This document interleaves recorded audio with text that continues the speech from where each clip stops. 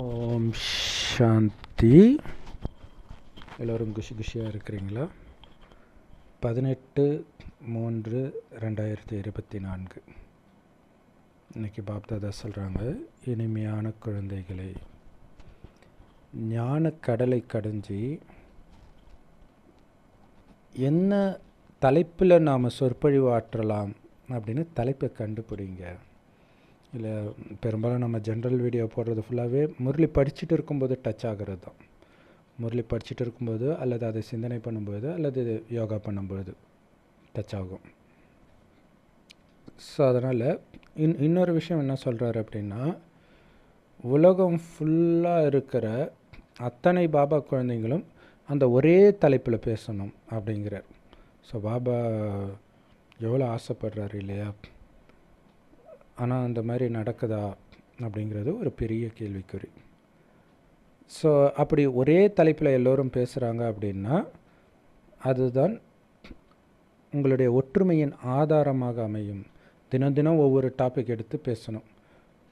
So அப்படி பேசுங்கன்னு பாபா சொல்லியிருக்கிறார். எல்லாருமே பாசிட்டிவ் திங்கிங் பற்றியே தான் பேசிகிட்டு இருக்கிறாங்க. சிவானி சிஸ்டர் பேசுனாங்கன்ட்டு வருஷம் ஃபுல்லாக, வாழ்நாள் ஃபுல்லாக.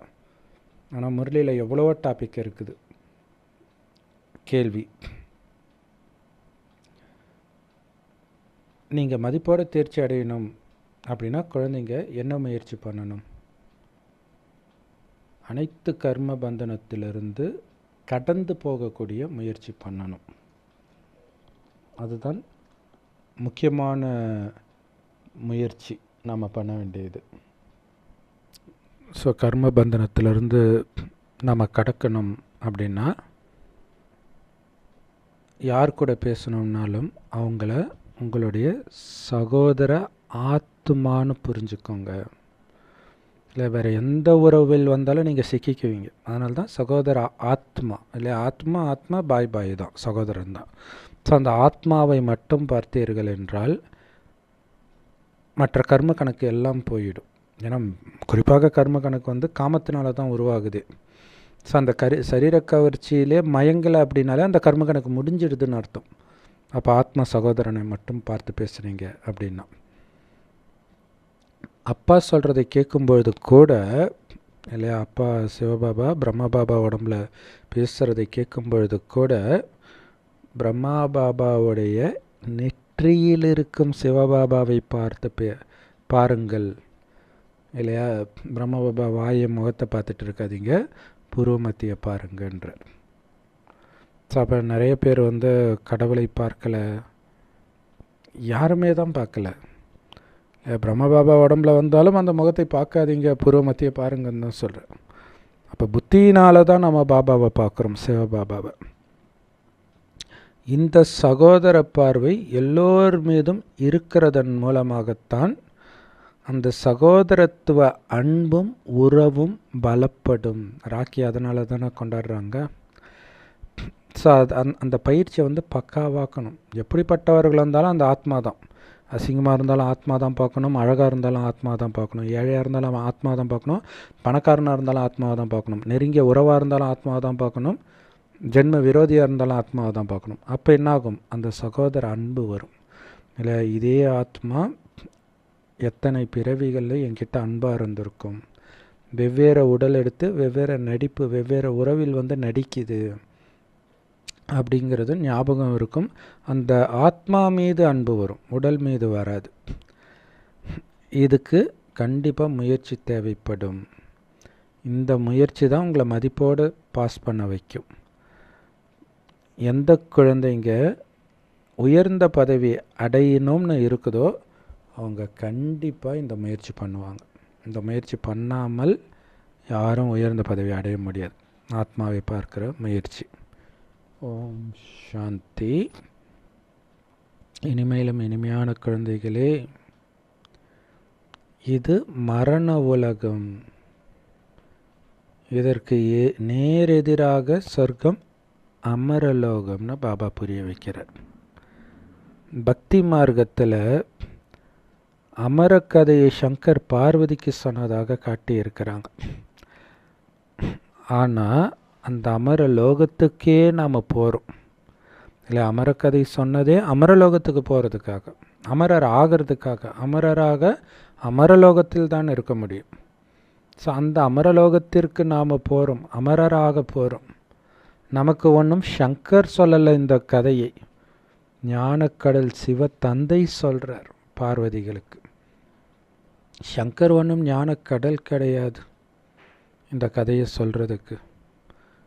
எப்படி மரணத்தை வெல்லணும் அப்படிங்கிற ரகசியத்தை நீங்கள் மற்றவர்களுக்கு புரிய வைக்கணும். ஸோ இதுவே ஒரு அற்புதமான தலைப்பில் எல்லோருக்கும் பிடிச்ச தலைப்பு, மரணத்தை வெல்வது எப்படி. யாருக்கு பிடிக்காது இல்லையா? எல்லோரும் இறப்பாங்கன்னு தெரியும், இருந்தாலும் வந்து பார்ப்பாங்க. அதே மாதிரி வயோதிகத்தை வெல்வது எப்படி, இதெல்லாம் ஒரு நல்ல தலைப்பு. ஸோ அதை நீங்கள் புரிய வைக்கணும். இந்த ஞானம்தான் உங்களை அமரராக, அழிவற்றவராக, நீண்ட ஆயுள் கொண்டவராக மாற்றுது. சொர்க்கத்தில்தான் எந்த விதமான மரணமும் இருக்காது யாருக்கும். ஏன்னா அங்கே தான் ஆத்ம உணர்வில் இருக்கிறோமே. மரணம் உடலுக்குத்தானே, அங்கே உடல்ன்ற உணர்வே கிடையாதே இல்லையா? நான் ஆத்மானா நான் போட்டிருக்கிற ட்ரெஸ்ஸு உடம்புன்ற உணர்வு இருக்கும். இல்லை, நான் எதுவோ அதுக்கு மேலே இருக்கிறது நான் போட்டிருக்கிற ட்ரெஸ்ஸு தானே. அப்போ எப்படி அங்கே மரணம்னு சொல்ல முடியும்? இங்கே 5 விகாரத்தை வெல்வதன் மூலமாக, ராவணனை வெல்வதன் மூலமாகத்தான் அந்த அமரலோகம் ராம ராஜ்யத்திற்கே எஜமானர்களாக நாம் மாறுறோம்.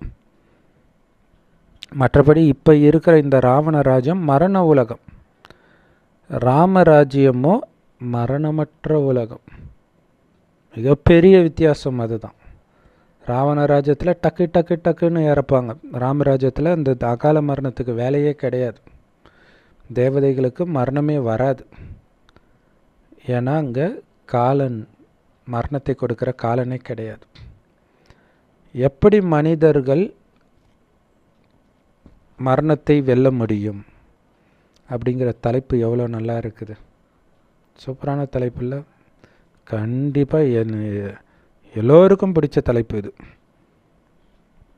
இந்த ஞானத்தின் விஷயங்கள் இது எல்லாம் இல்லையா? மரணத்தை வெல்வதுன்னா அவங்க என்ன நினச்சிக்கோங்க, ஏதாவது மூலிகை சாப்பிட சொல்லுவாங்க, எக்ஸசைஸ் பண்ண சொல்லுவாங்க.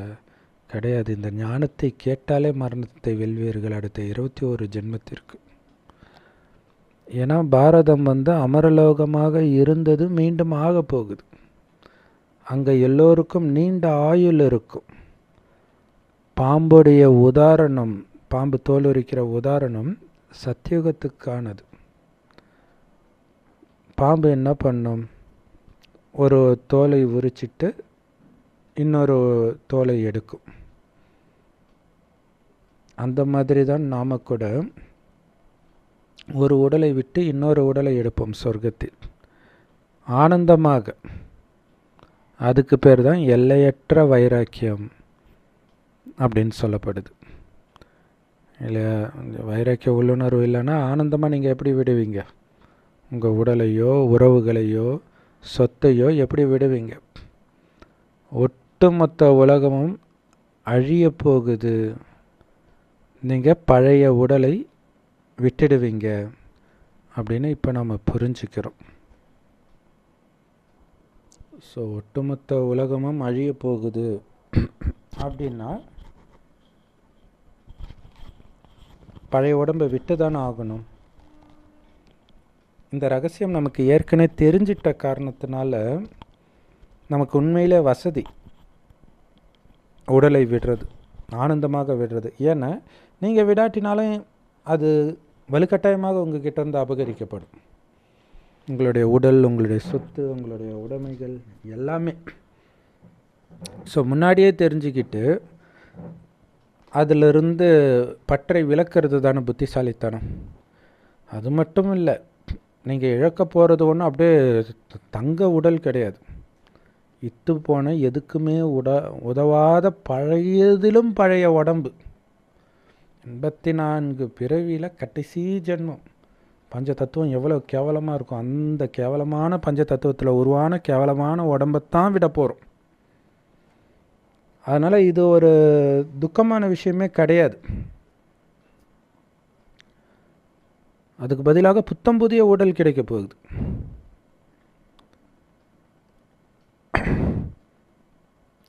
அமரலோகத்தில் இந்த மாதிரி உடலை விடுறதுக்கு பயந்துட்டு இருக்க மாட்டாங்க, அழுதுட்டு இருக்க மாட்டாங்க. அங்கே அவங்களுக்கு தெரியும், ஒரு உடலை, அந்த பழைய உடல் அந்த வயோதிகத்தை அடைந்த பிறகு அதை விட்டுட்டு இன்னொரு உடலை எடுக்கணுன்ட்டு. அது மட்டும் இல்லை, அங்கே உங்களுக்கு காட்சியும் கிடைக்கும், இந்த உடம்பு கிடைக்க போகுது அப்படின்ட்டு. ஸோ இது பாபா நமக்கு சாட்சாத்காரமும் காட்டியிருக்கிறார் ஆரம்பத்தில், எப்படி அங்கே சரீரத்தை விடுவாங்கன்ட்டு. பாபா சொல்கிறாரு, இதை புரிஞ்சிக்கிறது கூட ஒரு காட்சி பார்க்குற மாதிரி தான்றார்.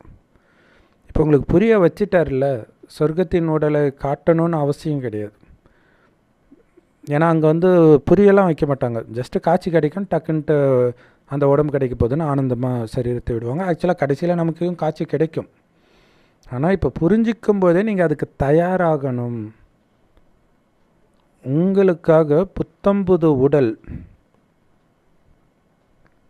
ரெடியாக இருக்குது, அதனால் பழைய உடம்பை விடணும் அப்படின்னு புரிஞ்சுக்குவீங்க. ஸோ அப்படித்தான் அங்கே நடக்கும். இங்கேயுமே இது கடைசி ஜென்மம்னு சொல்லலாம், முதல் ஜென்மம்னு சொல்லலாம் சங்கமயுகத்தை. ஏன்னா சங்கமயுகம் ஆக்சுவலாக சத்தியுகத்தின் முதல் ஜென்மம் இது. அந்த இப்போ இது அமரலோகம்னு சொல்ல முடியல, மரணலோகம்னு சொல்ல முடியல. சங்கமயுகம் பாபா சொல்கிறது அப்படியே ஃபாலோ பண்ணால் அமரலோகம், மனதின் வழி வரும்போது மரணலோகம் ஆயிடுது, துக்கம் நிரம்பிய உலகம் ஆயிடுது. சொர்க்கம் அமரலோகம், மரணமே கிடையாது. அங்கே சரியான நேரத்தில் உடலை விடுவீங்க. அதே மாதிரி ஆமையின் உதாரணமும் இப்போத்தைய விஷயம்தான். ஆமை என்ன பண்ணும், அதோடைய வேலையை பார்த்துட்டு உடனே டக்குன்னு கர்மேந்திரியத்தை எல்லாம் அந்த ஓட்டுக்குள்ளே அடக்கிக்கும். அதாவது சிங்கத்தால் கூட அதை சாப்பிட முடியல. யூடியூப்பில் ஒரு வீடியோ வந்தது, அது பாட்டுக்கு என்னென்னமோ கட்சி பார்க்குது, ஒன்றும் முடியல, அது பாட்டுக்கு உள்ளே போயிடுது. அது திருப்பி பார்க்குது, இது பண்ணுது, அது பண்ணுது, ஒன்றும் பண்ண முடியல. ஸோ அந்த மாதிரி தான் நீங்கள் கர்மேந்திரியங்களை வேலை செஞ்சுட்டு டக்குன்னு உள்ளுக்குள்ளே எழுத்துக்கிறீங்க அப்படின்னு அர்த்தம். கவனத்தை ஆத்மாவில் திருப்பிக்கிறீங்க. அப்போ உங்களையும் யாராலையும் எதுவும் பண்ண முடியாது, உங்கள் மனதை கொஞ்சம் கூட டிஸ்டர்ப் பண்ண முடியாது. ஸோ எப்படி ஆமை உள்நோக்கு முகமாக இருக்குதோ அந்த மாதிரி நீங்களும் உள்நோக்கு முகமாக இருக்கணும்.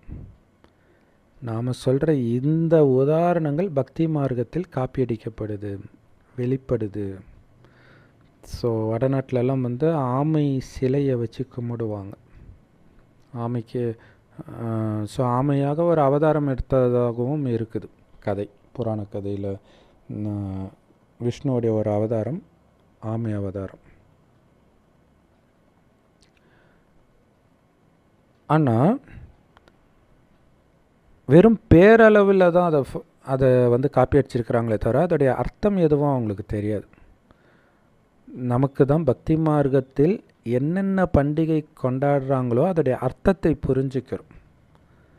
அவங்களுக்கு அர்த்தமே தெரியாமல் பக்தி மார்க்கத்தில் ரக்ஷபந்தன் கொண்டாடுறாங்க, தசரா கொண்டாடுறாங்க, தீபாவளி கொண்டாடுறாங்க, ஹோலி கொண்டாடுறாங்க. இது எல்லாமே உண்மையில் இப்போதைய விஷயங்கள். சங்கமயுகத்துடைய நினைவு தான் தசரா, ராவணனை எரிக்கிறோம். தீபாவளி ஆத்ம தீபத்தை ஏற்றுறோம், ஹோலியாக ஆகிறோம் இல்லையா, தூய்மையாக ஆகிறோம். மற்றவர்களுக்கு இந்த ஞான ஒளியை, ஞான வர்ணத்தை பூசுகிறோம். ரக்ஷபந்தன் சகோதரர்களாக பார்க்கறது எல்லாமே இப்போதைய விஷயம். சொர்க்கத்தில் இந்த மாதிரி பண்டிகையெல்லாம் கொண்டாட மாட்டாங்க. துவாபரயுகத்தில் தான், பக்தி மார்க்கத்தில் தான் பண்டிகைகள். ஸோ மனிதர்கள் எப்படியெல்லாம் மரணத்தை வெல்ல முடியும் அப்படிங்கிற ஒரு தலைப்பு, நிறைய தலைப்பு பட்டியலை உருவாக்குங்கன்றார். மரணத்தை எப்படி வெல்வது, எப்படி இந்த மரண உலகத்திலிருந்து ஆத்மா தப்பிச்சு போகும், எப்படி அமரலோகத்திற்கு செல்வது, இந்த மாதிரிலாம் ஒரு லிஸ்ட்டே உருவாக்குங்கன்றார். இல்லை, எல்லாமே ஒரே விஷயந்தான் வரும், ஆனால் அது அவங்களுக்கு தெரியாதுல்ல. ஒரு ஒரு விதமாக தலைப்பை உருவாக்குங்க. எப்படி இந்த இந்த பிறவா நிலை அடையிறது எப்படி, மக்களுக்கு ரொம்ப பிடிச்ச டாபிக் இல்லை. இந்த மரண உலகத்துலேருந்து தப்பிக்கிறது தான் பிறவா நிலை. மற்றபடி மறுபடியும் பிறக்கணும், அது வேறு விஷயம். அடுத்தது அமரலோகத்துக்கு எப்படி போகிறது, அதுவே மரணத்தை வெல்வது தானே இல்லை. மரணம் இல்லாத உலகத்துக்கு போகிறது தானே மரணத்தை வெல்வது. ஸோ இந்த மாதிரி தலைப்பை எழுதுங்க. அதே மாதிரி தலைப்பு மட்டும் எழுதிட்டா போதாது, அந்த தலைப்பில் என்னென்ன புரிய வைக்கணுன்ற பாயிண்ட்ஸையும் எழுதுங்க புரிய வைக்கிறதுக்கு முன்னாடி. இல்லாட்டா டக்குன்னு போய் நின்றுட்டிங்கன்னா ஒன்றும் புரியாது. அது என்னன்னு தெரியாத வரைக்கும் நீங்கள் உளறினீங்க தான் இருப்பீங்க. ஸோ அதனால தான் பாயிண்ட்டோடு போகணும். எப்படி ஒரு நாடகம் எடுக்கிறாங்கன்னா என்ன கதையே இல்லாமல் எடுப்பாங்களா, எழுதிடுவாங்களா முன்னாடியே. குறைஞ்சபட்சம் அந்த கருவாவது எழுதி வச்சுருப்பாங்கல்ல. இன்றைக்கி இந்த நாடகம் ஆக்சுவலாக கரு மட்டும் இல்லை, ஃபுல்லாகவே எழுதிடுவாங்க நாடகத்துக்கு. படத்துக்கு தான் அப்படியே அப்பப்போ எடுக்கிறது இப்போ ஃபேஷனாக இருக்குது. இதுக்கு முன்னாடி அதுக்குமே கதை வசனம் எல்லாம் ரெடியாக எழுதிட்டு தான் ஷூட்டிங்க்கு போவாங்க. ஸோ இப்போ அப்படியே டைரெக்டாக அந்தந்த நேரத்துக்கு வர மாதிரி அதை மையக்கருவை மட்டும் வச்சுட்டு அப்பப்போ டெவலப் பண்ணி எடுக்கிறாங்க அப்போ இருக்குது. பட் நாடகத்தை பொறுத்த வரைக்கும் வெவ்வேறுத்தர் நடிக்கணும்ல அங்கே மேடையில் அதனால் முன்கூட்டியே எல்லாத்தையும் எழுதி சொல்லிவிடுவாங்க. அதே மாதிரி தான் நீங்களும் என்னென்ன பாயிண்ட் பேச போகிறீங்கன்றதை லிஸ்ட்டாக எழுதி வச்சுக்கணும். நம்ம ஒன்றும் அதை அப்படியே ஒப்பிக்க போகிறது கிடையாது. பட் அதை பேஸ் பண்ணி அந்த தலைப்பை மீறி நம்ம வெளியில் போயிடக்கூடாது. அதை அது நம்மளை வழிப்படுத்தும். அந்த அந்த கோட்டை தாண்டி நம்ம வெளியே போகாமல் பேசுகிறதுக்கு. இன்றைக்கி நாங்கள் இந்த டாப்பிக்கை உங்களுக்கு புரிய வைக்க போகிறோம் அப்படின்னு சொல்லி பேசலாம். என்னது, எப்படி இந்த ராவண ராஜ்யத்தில் இருந்து தப்பிச்சு தேவதைகளின் ராஜ்யத்திற்கு போகிறது அப்படின்னு நம்ம டாபிக் வைக்கலாம். விளக்கம் என்னவோ எல்லாத்துக்கும் ஒன்று தான். கரெக்டு தானே? இப்போ இது வரைக்கும் சொன்ன அத்தனைக்கும் விளக்கம் ஒன்று தான். ஆனால் மனிதர்கள் வெவ்வேறு டாபிக்னு கேட்கும் பொழுது அவங்களுக்கு ஒரு சுவாரஸ்யம் இருக்கும், அதனால் விரும்பி வருவாங்க. எப்படி எல்லையற்ற ஆஸ்தியை எல்லையற்ற தந்தைக்கிட்டேருந்து அடையிறதுன்னு அவங்க புரிஞ்சுக்குவாங்க. அப்போ அவங்களுக்கு அளவற்ற சந்தோஷம் கிடைக்கும் இல்லையா? அவங்கள கேட்க வைக்கணும், அதுக்கு ஏதாவது ஒரு யுக்தியை உருவாக்கணும். நம்ம வேலை பேசுகிறது தான் இல்லையா? ஸோ அப்போ தலைப்பை அற்புதமாக வைங்க, வச்சு பேசுங்க, அவ்வளோதான். இந்த ஞானம் அவங்களை திருப்திப்படுத்தும், அளவற்ற சந்தோஷத்தை கொடுக்கும்.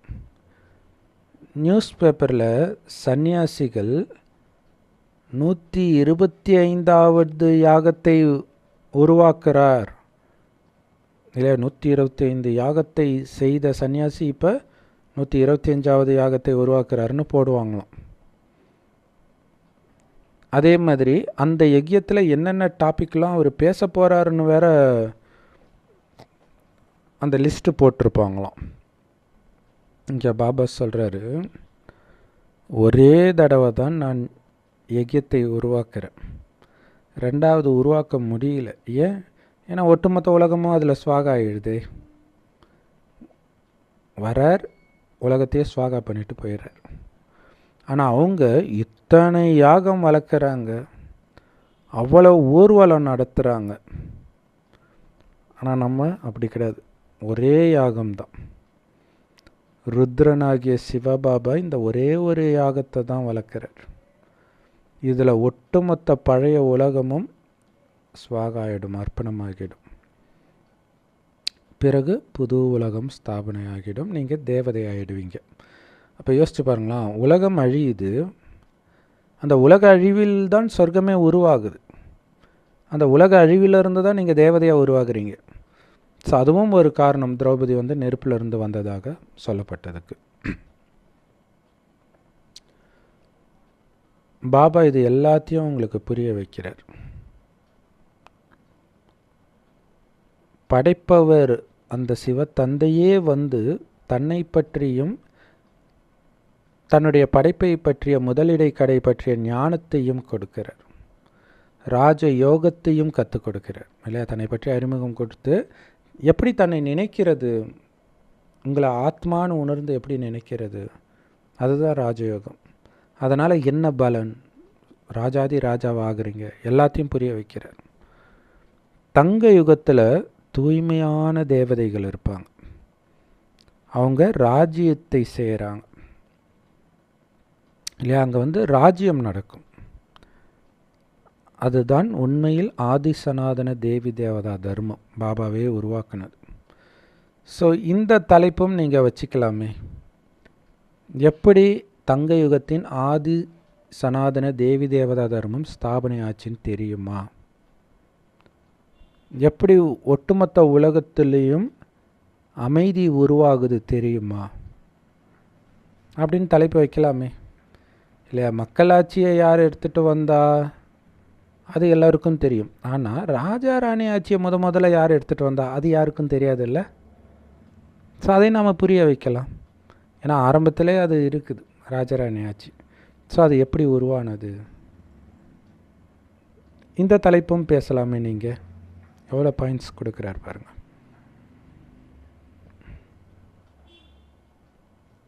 ஸோ நிறைய மதங்களில் சமாதானம் உண்டாகட்டும் அப்படின்னுவாங்க. முகமது நபி பேரை சொல்லும்போதே அமைதி உருவாகட்டும்னு சொல்லுவாங்க. அப்போ உண்மையிலே உலகத்தில் அமைதி எப்போ ஏற்படும், உண்மையிலே இந்த ராஜ்யம், அமைதியான ராஜ்யம் எப்படி உருவாச்சு, இந்த மாதிரி தலைப்பில் பேசுங்க, அதை புரிஞ்சுக்கோங்க அப்படின்னு கூப்பிடுங்க. பிறகு அங்கே என்ன பேசணும், ஒரு பரமபிதா பரமாத்மாவை தவிர இந்த உலகத்தில் வேறு யாராலும் அமைதியை ஏற்படுத்துவதற்கான வழியை கொடுக்க முடியாதுன்னு பேசணும். அது ரொம்ப முக்கியமான விஷயம் இல்லையா. கடவுளை முன்னிறுத்தி பேசணும். கடவுளை நினைக்காமல் அமைதி சாத்தியம் இல்லைன்னு பேசணும். ஆனால் அப்படியே நம்ம ஆளுங்க பேசுகிறாங்க இல்லையா. ஸோ அப்போ பாபாவை வெளிப்படுத்துறதை விட்டுட்டு வேறு என்னென்னமோ பேசிகிட்டு இருக்கிறாங்க அஞ்ஞானிகள் கிட்ட பேசும்பொழுது. ஸோ கடவுள் தான் உலகத்தின் அமைதியை உருவாக்குறார். மனிதர்கள் அமைதிக்கான வழியை சொல்பவர்கள், அமைதிக்கான புஸ்தகத்தை எழுதியவர்களுக்கெல்லாம் அமைதி பரிசு கொடுக்குறாங்க. ஆனால் அப்படி அமைதி பரிசை பெறுவதற்கு உண்மையிலே யாருக்காவது தகுதி இருக்குதா? உண்மையிலே உலகத்தில் அமைதியை ஸ்தாபனை பண்ணுறதுக்கான பரிசை கொடுக்கணும்னா யாருக்கு கொடுக்கணும்,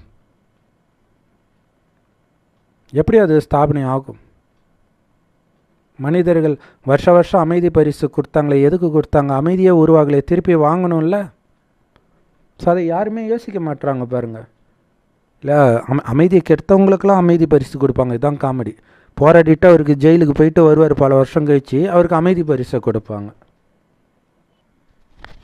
ஸோ இந்த மாதிரியெல்லாம் ஞானக்கடலை கடைந்து பலவிதமான தலைப்புகளை நீங்கள் உருவாக்கணும். ஸோ அதிலும் குறிப்பாக எல்லா இடங்களிலும் ஒரே தலைப்பை பேசுகிற மாதிரி ஏற்பாடு பண்ணுங்கன்றார் உலகம் முழுவதும் உள்ள பிரம்மகுமாரி சென்டரில். பிறகு தானாகவே உங்களுக்குள்ள தொடர்பு ஏற்படுன்றார். ஏன்னா எல்லாருக்கும் எல்லா பாயிண்ட்டும் தெரியாதே இல்லையா. ஸோ அப்போ பாயிண்ட்டு கேட்பாங்க, என்ன பேசலாம் என்ன பேசலாம் அப்படின்ட்டு.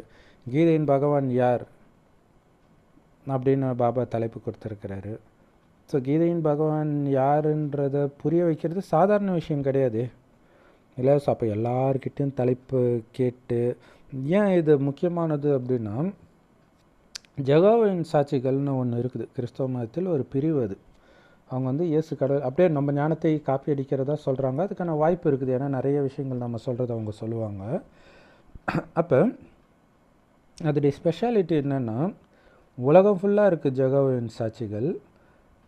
எல்லா இடத்துலையும் அந்த நாள் ஒரே விஷயம்தான் சொல்லப்படும், ஒரே விஷயந்தான் படிக்கப்படும். ஆனால் அது என்னென்னா, அது அனுப்பிச்சிடுவாங்க ஏற்கனவே, அதைத்தான் நீங்கள் படிக்கணுன்ட்டு. ஸோ அப்படி கூட இப்போ சங்கமயுகம் புக்கு வருது இல்லையா. அப்போ இந்த வாரம் ஃபுல்லாக என்னென்ன தலைப்பு பேசணும், அன்னைக்கு அதை பற்றிய முக்கியமான கருத்துக்கள் எல்லாம் கேதர் பண்ணி அதில் போடலாம். ஸோ அப்போ எல்லோரும் அதை பேசுவாங்க. ஸோ அது எதுவும் கிடைக்காத காரணத்தினால்தான் எல்லாம் சிவானி சிஸ்டர் என்ன பேசுனாங்களோ அதே தான் பேசிகிட்டு இருக்கிறாங்க. பாசிட்டிவ் திங்கிங் தவிர வேறு எதை பற்றியுமே பாபா குழந்தைங்க பேசுகிறது கிடையாது. அப்போ என்னைக்கு பாபா வெளிப்படுத்துறது? ஸோ பாபா எவ்வளோ ஆசைப்பட்டு எப்படியெல்லாம் முரளி எடுக்கிறார், இப்படி சேவை செய்யுங்க அப்படி சேவை செய்யுங்கன்ட்டு. ஸோ லிஸ்ட்டு தயார் பண்ணுங்கள், என்னென்ன தலைப்பில் பேசணும், எல்லோருக்கும் முன்கூட்டியே தெரியப்படுத்தணும், இந்தந்த நாளைக்கு இந்தந்த தலைப்பில் நம்ம பேசணுன்ட்டு. பிறகு அந்த செய்தியை டெல்லிக்கு அனுப்புங்க. பிறகு எல்லோரும் எல்லா இடத்துலையும் இதே சொற்பொழிவு தான் நடக்குது அப்படிங்கிறத புரிஞ்சுக்குவாங்க. இதுதான் ஒற்றுமை அப்படிங்கிறார். முழு உலகத்திலும் இன்னைக்கு ஒற்றுமை இல்லை, பிரிவினைகள் தான் இருக்குது. ஆனால் ராமராஜ்யத்துடைய மகிமை என்ன தெரியுமா? சிங்கமும் பசுவும் ஒன்றாக ஒரே குளத்தில் தண்ணி குடித்ததுன்றது தான். ஸோ இதில் கொடுமை என்னென்னா, ஜஸ்ட்டு ஒரு கொஞ்ச நேரம் முன்னாடி தான் இன்றைக்கி ராமராஜ்யத்தை பற்றி ஈஷா யோகா சத்குரு பேசுனதை பற்றி வீடியோ போட்டிருக்குறோம். இப்போ ஐயோ இந்த முரளியை படிச்சிருக்கலாமே முன்னாடியேன்னு தெரியுது. ஏன்னா அவ்வளோ பாயிண்ட்ஸ் இதில் கொடுத்துருக்குறார். ராமராஜ்யம்னா என்ன என்ன அப்படிங்கிறது. சிங்கமும் பசுவும் ஒன்றா தண்ணி குடிக்கும் பார்த்திங்களா, அதுதான் ராமராஜ்யம்.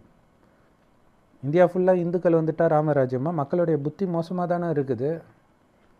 அதான் பாபா சொல்கிறார், ராமராஜ்யத்துடைய மகிமை சிங்கமும் பசுவும் ஒன்றா ஒரே நீரோடையில் தண்ணி குடிக்கும்ன்றது. ஆனால் ராமர் எங்கே இருக்கார்? திரேத்தாயுகத்தில். அப்போ திரேத்தாயுகத்துக்கே இந்த மகிமைன்னா அதுக்கு முன்னாடி இருந்த சத்தியுகத்துக்கு எவ்வளோ மகிமை இருக்குன்னு யோசிச்சு பாருங்கன்றார். எவ்வளோ சூப்பரான விஷயம் இல்லையா? இதை சொல்லியிருக்கலாம். ஆனால் வேதங்களில் பலவிதமான கட்டுக்கதைகளை எழுதிட்டாங்க.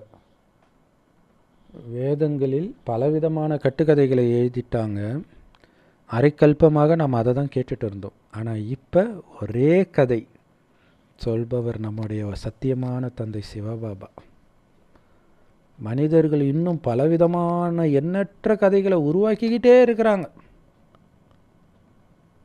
துவாபர யுகத்தில் இருந்து கலியுகத்தின் இறுதி வரைக்கும் உருவாக்குற எந்த வேதமும் சொர்க்கத்தில் இருக்காது. ஏன்னா அது எல்லாம் பக்தி மார்க்கத்தை சார்ந்தது, அது எல்லாம் முடிஞ்சிடும். ஏன்னா இங்கே பார்க்குற எல்லாமே ஈவில்ன்றார் இல்லையா? பூதம், பேய், பிசாசு இல்லையா? எல்லாமே துக்கத்தை கொடுக்கக்கூடியது. அதனால் இங்கே இருக்கக்கூடிய எந்த விஷயத்தையும் பார்த்தும் பார்க்காமல் இருங்கள் இல்லையா? அந்த ராமாயணத்தில் ராவணனுடைய தங்கை சூர்பனகை அரக்கி அவ்வளோ அசிங்கமாக இருப்பாள். ஆனால் ராமர் முன்னாடி போய் எப்படி தெரியுமா நிற்பா? அப்படியே அழகிய தேவதை மாதிரி நிற்பா. ஸோ நிறைய பேர் நினச்சிக்குவாங்க ராவணன் ஓகே, அரக்கர்கள் எல்லாருமே தங்களுடைய ரூபத்தை மாற்றக்கூடிய சக்தி படைத்தவர்கள். அதோடைய அர்த்தம் அது கிடையாது. அசிங்கமாக இருப்பவர்களே நமக்கு தேவதைகள் மாதிரி தெரியுறாங்க கலியுகத்தில். அதனால தான் அதை பார்க்காதீங்கன்றார். அது பூதம், அழகாக இருக்கிற மாதிரியே இருக்கும், ஆனால் அது பூதம். பார்த்தும் பார்க்காம இருக்கிற பயிற்சி இருக்கட்டும், அவர்கள் சொல்வதை கேட்டும் கேட்காமல் இருக்கிற பயிற்சி இருக்கட்டும் அப்படின்னு பாபா சொல்கிறார். பாபாவை மட்டும்தான் பார்க்கணும். அடுத்தது அழிவற்ற சகோதர ஆத்மாவை மட்டும்தான் பார்க்கணும். பாபா சொன்ன விஷயம் மட்டும்தான் நம்ம புத்தியில் இருக்கணும். உலகத்தின் வேறு எந்த விஷயமும் இருக்கிறதுக்கு டைம் கொடுக்காதீங்க. சேவையில் பிஸியாக இருந்தீங்கன்னா பயப்படுறதுக்கு கூட டைம் இருக்காதுன்றார். எதிர்காலத்தில் இப்படி ஆகிடுமா அப்படி ஆகிடும் நினைக்க கூட டைம் இருக்காது. ஏன்னா சேவை செய்ய உங்களுக்கு ஆனந்தம் தானே இருக்கும். என்ன வாழ்க்கை கவலைப்படுங்க, எங்கெங்க கவலைப்படுறதுக்கே நேரம் இல்லைங்கன்னு சொல்லலாம் இல்லையா? சங்கமயுக பிராமணர்களாகிய நாம தான் இருக்கிறதுலே உயர்ந்தவர்கள்னு இதனால தான் சொல்லப்படுது. எதுக்கு? கலியுகத்தின் அத்தனை கவர்ச்சியும் நம்ம திரும்பி கூட பார்க்கறது கிடையாது. அதனால தான் நம்மை தேவதைகளை விட உயர்ந்தவர்கள்னு சொல்லப்படுறது. யோசிச்சு பாருங்களா, விஸ்வாமித்திரரே மயக்கக்கூடிய பெண் அப்படின்னு சொல்கிறாங்க. கிருஷ்ணரையே மயக்கக்கூடிய பெண், ராமரையே மயக்கக்கூடிய பெண்ணுன்னு சொல்லலை. அப்போ என்ன அர்த்தம்? ராமர் கிருஷ்ணரை விட உயர்ந்தவராக விஸ்வாமித்திரரை கருதுறாங்க, அவரையே மயக்கக்கூடிய அழகுன்னு சொல்கிறாங்க. விஸ்வாமித்திரர் யார்? நாம தானே. விஸ்வம்னா உலகம், மித்திரன்னா நண்பன், உலகத்திற்கு நண்பன் நாம தான். ஸோ அதனால தான் நம்ம தேவதைகளை விட உயர்ந்தவர்கள் இல்லை. ஏன்னா தேவலோக ரம்பை வந்தாலும் திரும்பி பார்க்காம போகிறவங்க நம்ம. இந்த நேரத்தில் கடவுளுடைய குழந்தைகளாக நாம் இருக்கிறோம். கொஞ்சம் கொஞ்சமாக நம்முடைய குடும்பம் விருத்தி அடைஞ்சிக்கிட்டே இருக்கும், வளர்ச்சி அடைஞ்சிக்கிட்டே இருக்கும். இந்த ரொம்ப ஈஸியான விஷயங்கள் கூட யாருடைய புத்தியிலும் உட்கார மாட்டேங்குது. நீங்கள் கடவுளுடைய குழந்தைகள், அப்போ கண்டிப்பாக நீங்கள் சொர்க்கத்தின் எஜமானராகணும். ஏன்னா கடவுள் உருவாக்குறது அந்த சொர்க்கம். நம்ம அப்பா உருவாக்குனது சொர்க்கம்னா அப்போ சொத்து நமக்கு தானே சொந்தம். அப்போ அந்த சொர்க்கத்தின் எஜமானராக நீங்கள் தானே ஆகணும். இப்போ கண்டிப்பாக ஆகணும், அதுக்கு முயற்சி செய்யணும் இல்லையா? கண்டிப்பாக ஆகணும். அதாவது ஒரு குடும்பத்தில் நிறைய பேர் இருந்தால் கோடீஸ்வரர், நிறைய பேர் என்ன 2 பேர் இருந்தாலே சொத்துக்கு அடிச்சிக்கிறாங்க இல்லையா? ரேமண்ட்ஸ் நிறுவனத்தில் அடிச்சுக்கிட்டதை நம்ம பார்த்தோம். அப்பாவே துரத்திட்டாங்க. அப்படி இருக்கும்பொழுது 33 கோடி நேரடி குழந்தைகள் பாபாவுக்கு. அப்போ அதில் சொர்க்கத்தின் எஜமானர் ஆகிறது சாதாரண விஷயமா? சமமாவா பிரித்து கொடுக்க முடியும்? அதுக்கு தான் பாபா சொல்கிறார், டெஸ்ட்டு வைக்கிறேன், பாஸ் ஆகிறது, ரேங்க் எடுக்கிறத பொறுத்து உங்களுடைய பதவி நிர்ணயிக்கப்படும். முடிஞ்சு போச்சு, பிரச்சனையே கிடையாது இல்லையா? அப்போ நீ அப்பாவுடைய குழந்தைன்னா, கடவுளுடைய குழந்தைன்னா நீ எஜமானன் ஆகி காட்டுன்றார். இந்த காலச்சக்கரத்தின் அளவை லட்சக்கணக்கான வருடங்கள் தப்பாக சொல்லிட்டாங்க. அது ஒரு பெரிய பிரச்சனை. அதிலிருந்து தப்பிக்க மக்களை இழுக்கிறது. 25,000 வருடத்திற்கு முன்பு ஈஷா யோகா சத்குரு பேசுகிறார். அதை பற்றி தான் இன்றைக்கி வீடியோ போட்டிருக்கிறோம். 25,000 வருஷம் முதல்ல இருக்குதா, எதையோ படிச்சுட்டு பேசுகிறார். நல்ல வேலை அவர் அதை நம்ம தப்புன்னு நிரூபிக்கிறது கஷ்டம். ஆனால் நம்ம அதிர்ஷ்டவசம் அவர் என்ன பண்ணார், இப்போ துவாபர யுகம் நடக்குது, இதுக்கப்புறம் திரேத்தா யுகம் வருது, ரிவர்ஸில் சுற்றிக்கிட்டு இருக்கிறார் சக்கரத்தையே. ஸோ அப்படி ஒன்றுமே தெரியாதவங்க பின்னாடி ஒட்டுமொத்த மக்களும் போய் விழுந்து கிடக்குது. அதுவும் கடவுளுக்கு வைக்கக்கூடிய பேர் சத்குருவை தூக்கி அவருக்கு வச்சுருக்கிறாங்க. அதுதான் கலியுகம். ஸோ அப்போ இந்த மாதிரி பிரபலமானவர்கள் அவர்களுக்கு அவர்கள் என்னென்ன தப்பு பண்ணுறாங்கன்றதை நம்ம சொன்னாலே புரிஞ்சுக்குவாங்க ஓரளவுக்கு. ஸோ அதை வச்சு, ஏன்னா இப்போ நம்மளாக டைரெக்டாக சொல்லும்போது அதை யாரும் நமக்கு பெருசாக மரியாதை கொடுக்க மாட்டோம். அவங்க இப்படி சொன்னாங்களே, ஆனால் வேதத்தில் அப்படி கிடையாது அப்படின்னு நம்ம சொல்லும்போது அவங்க நம்ம பக்கம் திரும்பும்.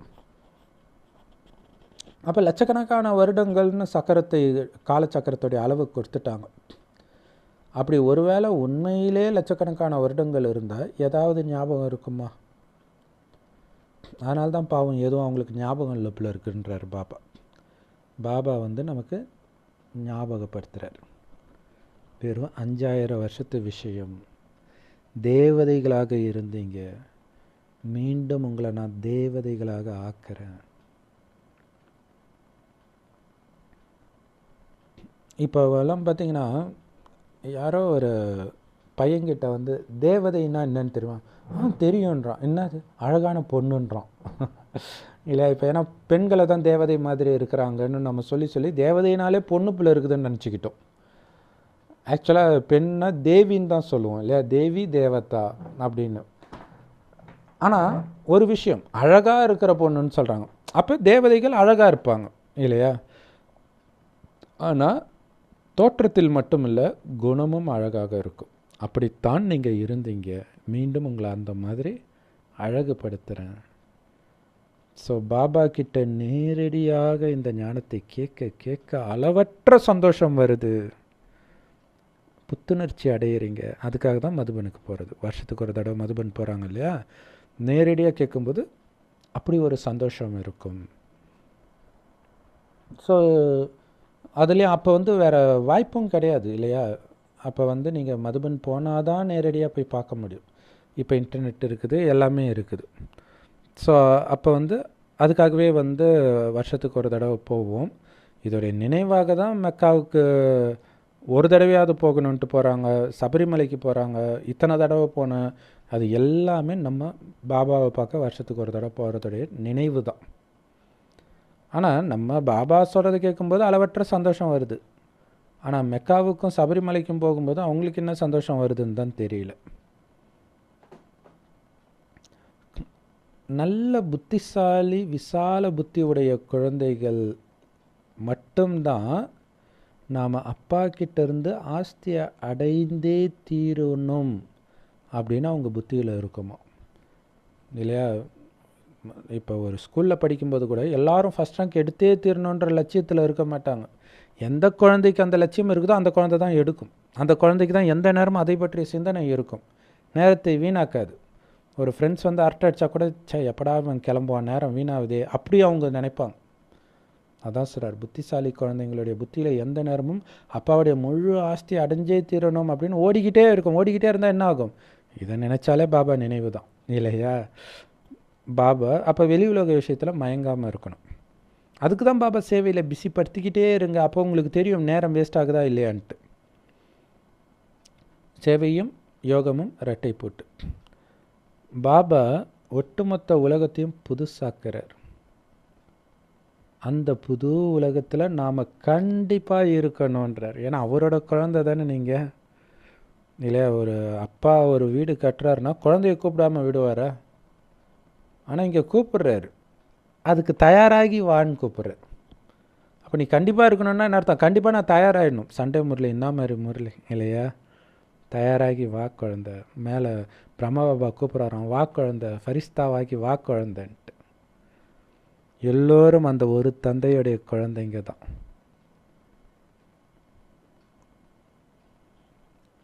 எல்லாரும் உலகத்தில் உள்ள எல்லாருக்கும் அப்பா அவர் தான், பரமபிதா. அவங்க வெவ்வேறு தர்மத்தை சார்ந்தவர்களாக இருக்கலாம், வசிக்கிற இடம் நாடு வேறையாக இருக்கலாம், அவங்க வர்ற நேரம் வேறையாக இருக்கலாம் இல்லை. எல்லோரும் சொர்க்கத்துக்கு வந்துடுறது கிடையாது. சொர்க்கத்துக்கு வரவங்களும் எல்லோரும் ஒரே நேரத்தில் வர்றது கிடையாது. ஸோ அவங்க வர்றது போகிறது எல்லாமே வித்தியாசமாக இருக்கலாம். ஆனால் எப்படி அவங்க வராங்க, எப்படி பரந்தாமத்துக்கு போகிறாங்க, எல்லாமே நம்ம புத்தியில் இருக்குது இல்லையா. ஒவ்வொரு காலத்தை சார்ந்தவர்களும் எப்படி அங்கேருந்து வராங்க, எந்த நேரத்தில் வராங்க, திரும்ப எப்போ போகிறாங்க, எல்லாம் நம்ம புத்தியில் இருக்குது. அவங்கள பார்க்கும்போதே கடகடன்னு ஓடுது இல்லை. ஒரு முஸ்லீம் பர்தா போட்டு ஒரு சகோதரி போகிறாங்கன்னா இவங்க கொஞ்ச நாளாக தான் இந்த பூமியில் இருக்கிறாங்கன்னு நம்மளை அறியாமல் மைண்டில் ஓடும் பாருங்கள் இல்லையா. எந்த மதத்தை சார்ந்தவர்களாக இருந்தாலும் அப்படின்னாலே ஞானம் நல்ல தாரணை ஆகுதுன்னு தானே அர்த்தம். இந்த வம்சாவளி மரம் இருக்குது பார்த்தீங்களா, இது பரந்தாமத்திலே இருக்குது, அங்கேயே இருக்குது இல்லையா. அங்கேயே அந்த கிளைகள் தலைகீழ் மரம் மாதிரி தானே இருக்குது பரந்தாமத்தில் ஆத்மாக்களுடைய மரம்.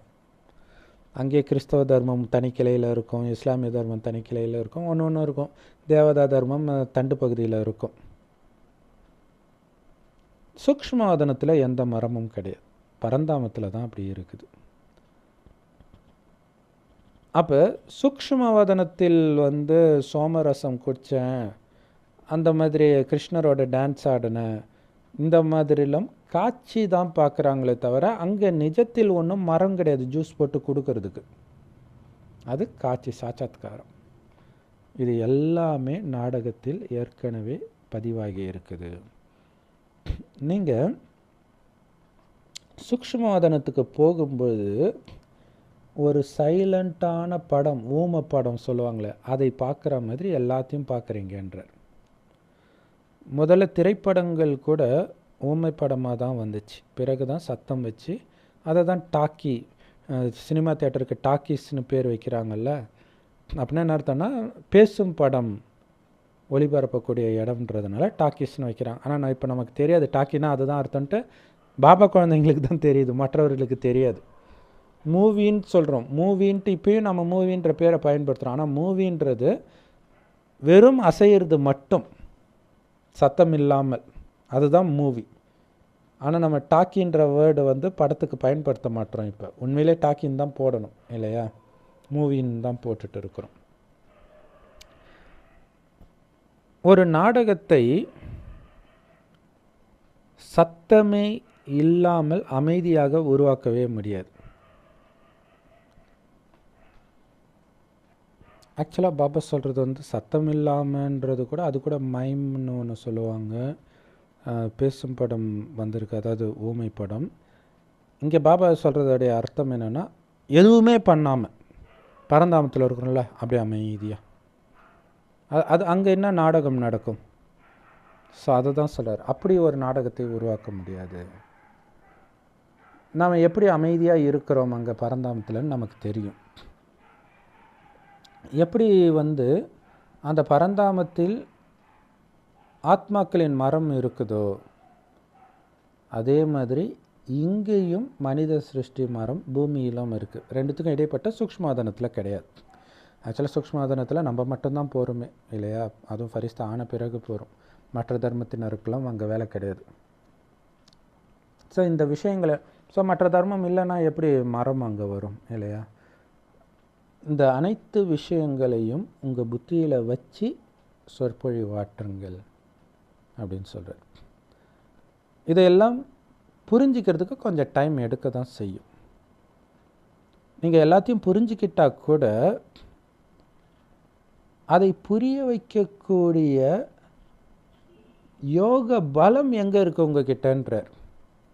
எப்படி சூப்பராக சொல்கிறார் பார்த்தீங்களா? யோக பலம், இதை புரிஞ்சிக்கவும் செய்யணும், யோகமும் பண்ணி யோக பலத்தையும் அதிகப்படுத்திக்கணும். அந்த நினைவு யாத்திரையில் இருந்தால் தானே உங்களால் இதை தாரணை பண்ணி சந்தோஷத்தை அனுபவம் பண்ண முடியும், மற்றவர்களையும் சந்தோஷத்தை அனுபவம் பண்ண வைக்க முடியும். அது இப்போ இல்லை.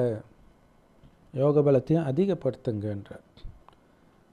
ஸோ எப்படி துல்லியமாக யோகத்தில் இருக்கிறது அப்படின்றத நீங்கள் படிக்கிறீங்க. நீங்கள்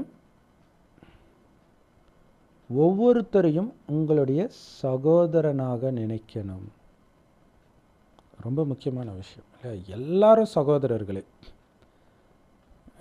இந்து முஸ்லீம் பாய் பாய்ன்றாங்க, ஆனால் உண்மையிலே அப்படி பார்க்கறது இல்லைன்றார். ஆனால் நீங்கள் அப்படி பார்க்கணுன்றார். எல்லாம் சகோதர ஆத்மா. எந்த மதத்தில் சார்ந்தவனாக இருந்தாலும் இந்த ஞானத்தை எடுப்பாங்க. நமக்கு தெரியாது எப்போ எடுப்பாங்கன்ட்டு. அந்த மதத்தில் இருக்கிறாங்கன்னா அந்த மதத்திலே இருந்துடுவாங்கன்னு அவசியம் கிடையாது, மாறிடுவாங்க. அதிலும் குறிப்பாக இந்தியாவில் இருக்கிறவங்களாம், இப்போ நார்த் இந்தியாவெலாம் பார்த்தீங்கன்னா முஸ்லீம்ஸ் வந்து ஜெய் ஸ்ரீராம் பாட்டு போட்டு டான்ஸ் ஆடிட்டு இருக்கிறாங்க. அப்போ இந்து தர்மத்தை சார்ந்தவர்களாகவே அவங்க இருப்பாங்க, சும்மா மாறி போயிருக்கிறாங்க, அவ்வளோதான். ஸோ இந்தியாவை பொறுத்த வரைக்கும் மற்ற தர்மத்தினர் இருப்பாங்களான்றதே டவுட்டு தான். எல்லாம் மாறி போனவங்க தான். ஸோ திரும்பி வந்துடுவாங்க பெரும்பான்மையானவர்கள். அதனால் எல்லோருக்கும் ஞானத்தை கொடுக்கணும். அதனால தான் பாபா சொல்கிறாரு, எல்லோரையும் சகோதர ஆத்மான்ற உணர்வு இருக்கணும். அவங்க பூர்வ மத்தியத்தான் பார்க்கணும். அதுதான் ஒவ்வொரு ஆத்மாவின் சிம்மாசனம். அந்த சிம்மாசனத்தில் உட்கார்ந்துட்டு இருக்குது ஆத்மான்னு பாருங்கள். புத்தினால் அதை பார்க்கும்போதே உங்களுக்கு சந்தோஷமாக இருக்கும். அந்த உறவை மீறி உங்கள் கணவனை பார்க்குறன்றதை விட அந்த ஒரு புள்ளி தான் இருக்குது, உங்கள் குழந்தை, உங்கள் மனைவி அப்படிங்கிறது பதில் அந்த ஒரு புள்ளி தான் இங்கே அந்த சிம்மாசனத்தில் உட்காந்துட்டு இருக்குதுன்னு நினைக்கும் போதே அந்த சந்தோஷம் வேறு மாதிரி இருக்கும். அவங்க துக்கமே கொடுத்தாலும் உங்களுக்கு அது ஆனந்தத்தை தான் கொடுக்கும். ஏன்னா அந்த ஆத்மாவுடைய நடிப்பை பார்ப்பீங்க. ஆத்மாவுடைய நடிப்பு, உடலுடைய நடிப்பு கிடையாது. அந்த ஆத்மாக்குள்ளே என்னென்ன ரெக்கார்டாக இருக்குது பாரு, ப்ளே ஆகுது அப்படின்னு யோசிப்பீங்க. ஸோ அதனால தான் இந்த சிவபாபாவுடைய பாக்கியசாலி ரதம்னு பிரம்மா பாபாவை வந்து நினைவு செய்யப்படுது இல்லையா? அவருக்கே உடல் கொடுத்த கடவுளுக்கே உடல் கொடுக்கறது எவ்வளோ பெரிய விஷயம், எவ்வளோ பெரிய பாக்கியம். அவருக்கு அந்த பாக்கியம் கிடைச்சிருக்குது. ஸோ இதையெல்லாம் நீங்கள் மற்றவர்களுக்கு புரிய வைக்கிறீங்க அப்படின்னா என்னுடைய சகோதர ஆத்மாவுக்கு புரிய வைக்கிறன்ற அந்த உணர்வு இருந்துக்கிட்டே இருக்கணும். அப்போ நீங்கள் புரிய வைக்கிற விதமே வேறு மாதிரி இருக்கும் இல்லையா? ஒரு ஒரு ஒரு அன்பான அண்ணன் தம்பி அல்லது அக்கா தம்பி இருக்கிறாங்கன்னு வச்சுக்கோங்களேன். அந்த தம்பி கூடாத பழக்கத்தில் சேர்ந்து பயங்கரமாக ட்ரக் அடிக்ட் ஆகி ரொம்ப மோசமாக ஆயிட்டான். ஆனால் அவ்வளோ அன்பாக இருந்தவங்க அப்படி மயங்கி கிடக்கும்போது அக்கா எப்படி அழுவா? ஏன்டா தம்பி இப்படி பண்ணுற, நீ எப்படி இருந்த தம்பி, ஏன்டா இப்படி இருக்கிற? அந்த உணர்வோடு நம்ம சொல்லணும். அவன் அந்த கஞ்சாவுடைய எஃபெக்டில் அக்கா திட்டக்கூட செய்யலாம், கெட்ட வார்த்தையில் கூட திட்டுவான். பட் அக்காவுக்கு அந்த கோபம் வராது. ஏன்னா அது உண்மையான தம்பி கிடையாது, அது வசப்பட்டு இருக்குது அப்படின்னு தெரியும். அதே மாதிரி தான் விகார வசத்தில் இருக்கிறாங்க ஒவ்வொரு சகோதர ஆத்மாக்களும். அகங்காரத்தின் வசத்தில் இருக்கிறாங்க, அறியாமையின் வசத்தில் இருக்கிறாங்க. அப்படி புரிஞ்சுக்கிட்டால் அந்த அன்போடு புரிய வைங்க இல்லையா? அந்த கருணையோடு புரிய வைங்க. அந்த கருணை உங்கள் பார்வையில் தெரியும், வார்த்தையை விட. அப்போ அது அவங்கள பிடிச்சி வைக்கும், கொஞ்ச நேரம் கேட்க வைக்கும். ஸோ இந்த நிலை மெயின்டைன் பண்ணுறதுக்கு கடுமையான முயற்சி தேவை அப்படி சொல்கிறார் இல்லையா? இந்த முயற்சி பண்ணுறதன் மூலமாகத்தான் உயர்ந்த பதவி அடைவீங்க. சும்மா இஷ்டத்துக்கு தூவி விடுறது கிடையாது ஞான விதையை. அந்த நிலத்தை பக்குவப்படுத்தணும்ல. இந்த கருணை பார்வையின் மூலமாக, உள்ளுணர்வின் மூலமாகத்தான் அவங்கள தயார்படுத்தி இந்த ஞான விதையை விதைக்க முடியும். ஸோ அப்படி முயற்சி பண்ணும்போது தான் நீங்கள் உயர்ந்த பதவி அடைவீங்க. ஏன்னா பாபாவும் அதே கருணையோடு தான் உங்களை பார்த்தார். அதனால தான் இன்றைக்கி நீங்கள் பாபா குழந்தை ஆகியிருக்கிறீங்க. ஸோ அப்போ அவருக்கு சமமாக ஆகணும் அப்படின்னா நீங்களும் அதே கருணை பார்வையோடு அப்பாவை மாதிரியே புருவ மத்தியில் மட்டும்தான் உங்கள் கவனம் இருக்கணும். பாபா எப்போவுமே புருவ மத்தியை தான் பார்க்குறேன்றார். அங்கே இருக்கிற ஆத்மா ஒரு சின்ன புள்ளி. அந்த சின்ன புள்ளி ஆத்மா தான் கவனிக்குது. நீங்களும் அப்பாவை பிரம்மாவுடைய புருவ மத்தியில் தான் பார்க்குறீங்க. ஸோ இங்கே அப்பா இருக்கிறாரு, உங்களுடைய அண்ணன் மூத்த சகோதரன் பிரம்மாவுடைய ஆத்மாவும் இருக்கிறார். ரெண்டுமே பிரம்மாவுடைய புருவ மத்தியில் தான் இருக்கிறாங்க. ஸோ இதையெல்லாம் உங்கள் புத்தியில் வைக்கிறதன் மூலமாக ஞான கடலுடைய குழந்தைகளாகிய நீங்களும் ஞான கடலாகிறீங்க. ஸோ இப்படி ஞான கடல் ஆகிறது, புருவ மத்தியில் கவனத்தை கொண்டுட்டு வர்றது ரொம்ப ஈஸி தானே.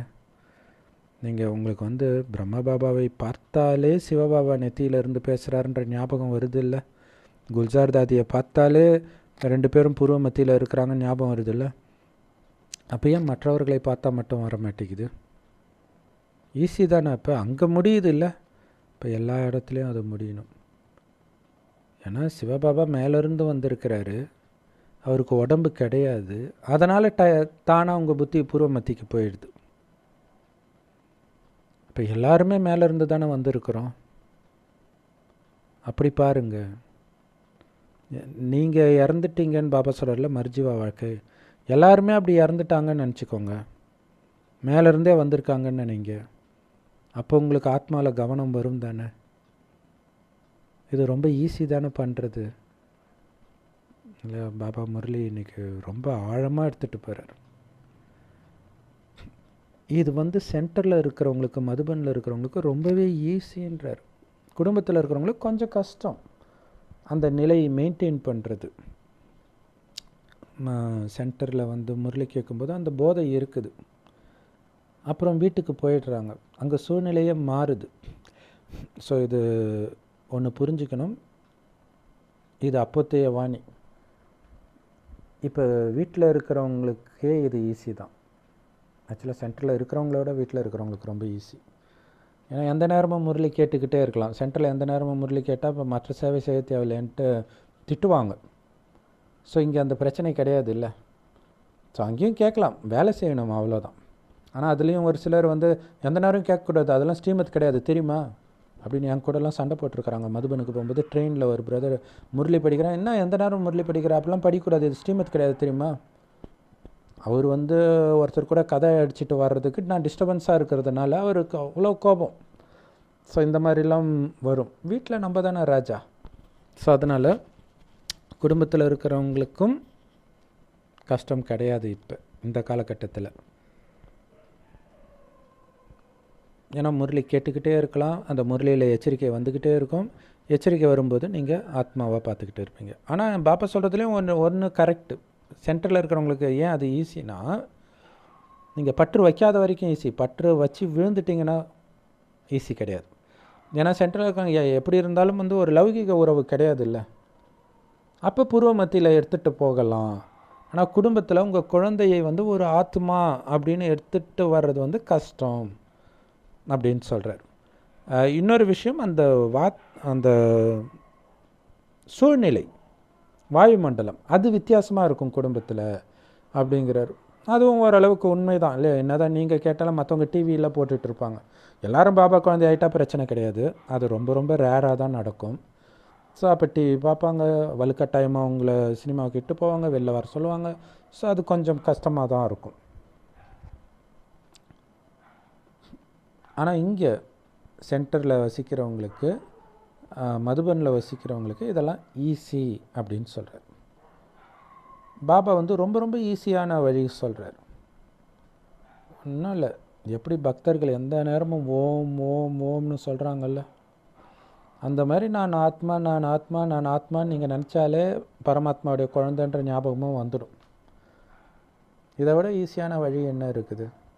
உங்களை ஆத்மான்னு நினச்சி அப்பாவை நினைவு செய்யுங்க, மற்றவர்களை உங்களை சகோதரர்கள்னு புரிஞ்சுக்கோங்க. அவ்வளோதான் உலகம். உலகம் எப்படி ஒரு குடும்பம் ஆச்சு, இப்படி தான் ஆச்சு. குடும்பத்துக்கே ஒரே ஒரு அப்பா, அப்போ உலகத்துக்கே ஒரே ஒரு அப்பான்னும் போது உலகம் ஒரு குடும்பம் ஆகிடுது இல்லை. ஸோ எல்லோரையும் சகோதரர்னு நினைங்க. இதன் மூலமாகத்தான் நீங்கள் அனைத்து கர்ம பந்தனத்திலிருந்தும் விடுபடுறீங்க. எதன் மூலமாக? இந்த சகோதர பார்வையில் நிலைத்திருப்பதால் இல்லையா? சகோதரன் சகோதரன் சகோதரன் சகோதரன் சகோதர ஆத்மா, அவ்வளோதான். இப்போ திருமணம் ஆகாதவர்கள் அவங்களுக்குன்னு ஒரு குடும்பத்தையே உருவாக்கலைன்னு வச்சுக்கோங்களேன், எதை பற்றியும் கவலைப்பட போகிறதில்ல. ஒரு ஆன்மீகத்தில் இருக்கிறாங்கன்னா அன்பு இருக்கும், பட் பற்று இருக்காது. பாபா சொல்கிறார், உங்கள் குடும்பத்தில் இருக்கிறவங்களே நீங்கள் அதே மாதிரி சகோதரனே பாருங்களா. இப்போ தானாக கர்ம பந்தனம் கட்டாயிடுது இல்லை, முயற்சி கொடுக்குறாருல்ல. ஸோ அதை மட்டும் பக்காப்படுத்துங்கன்றார்.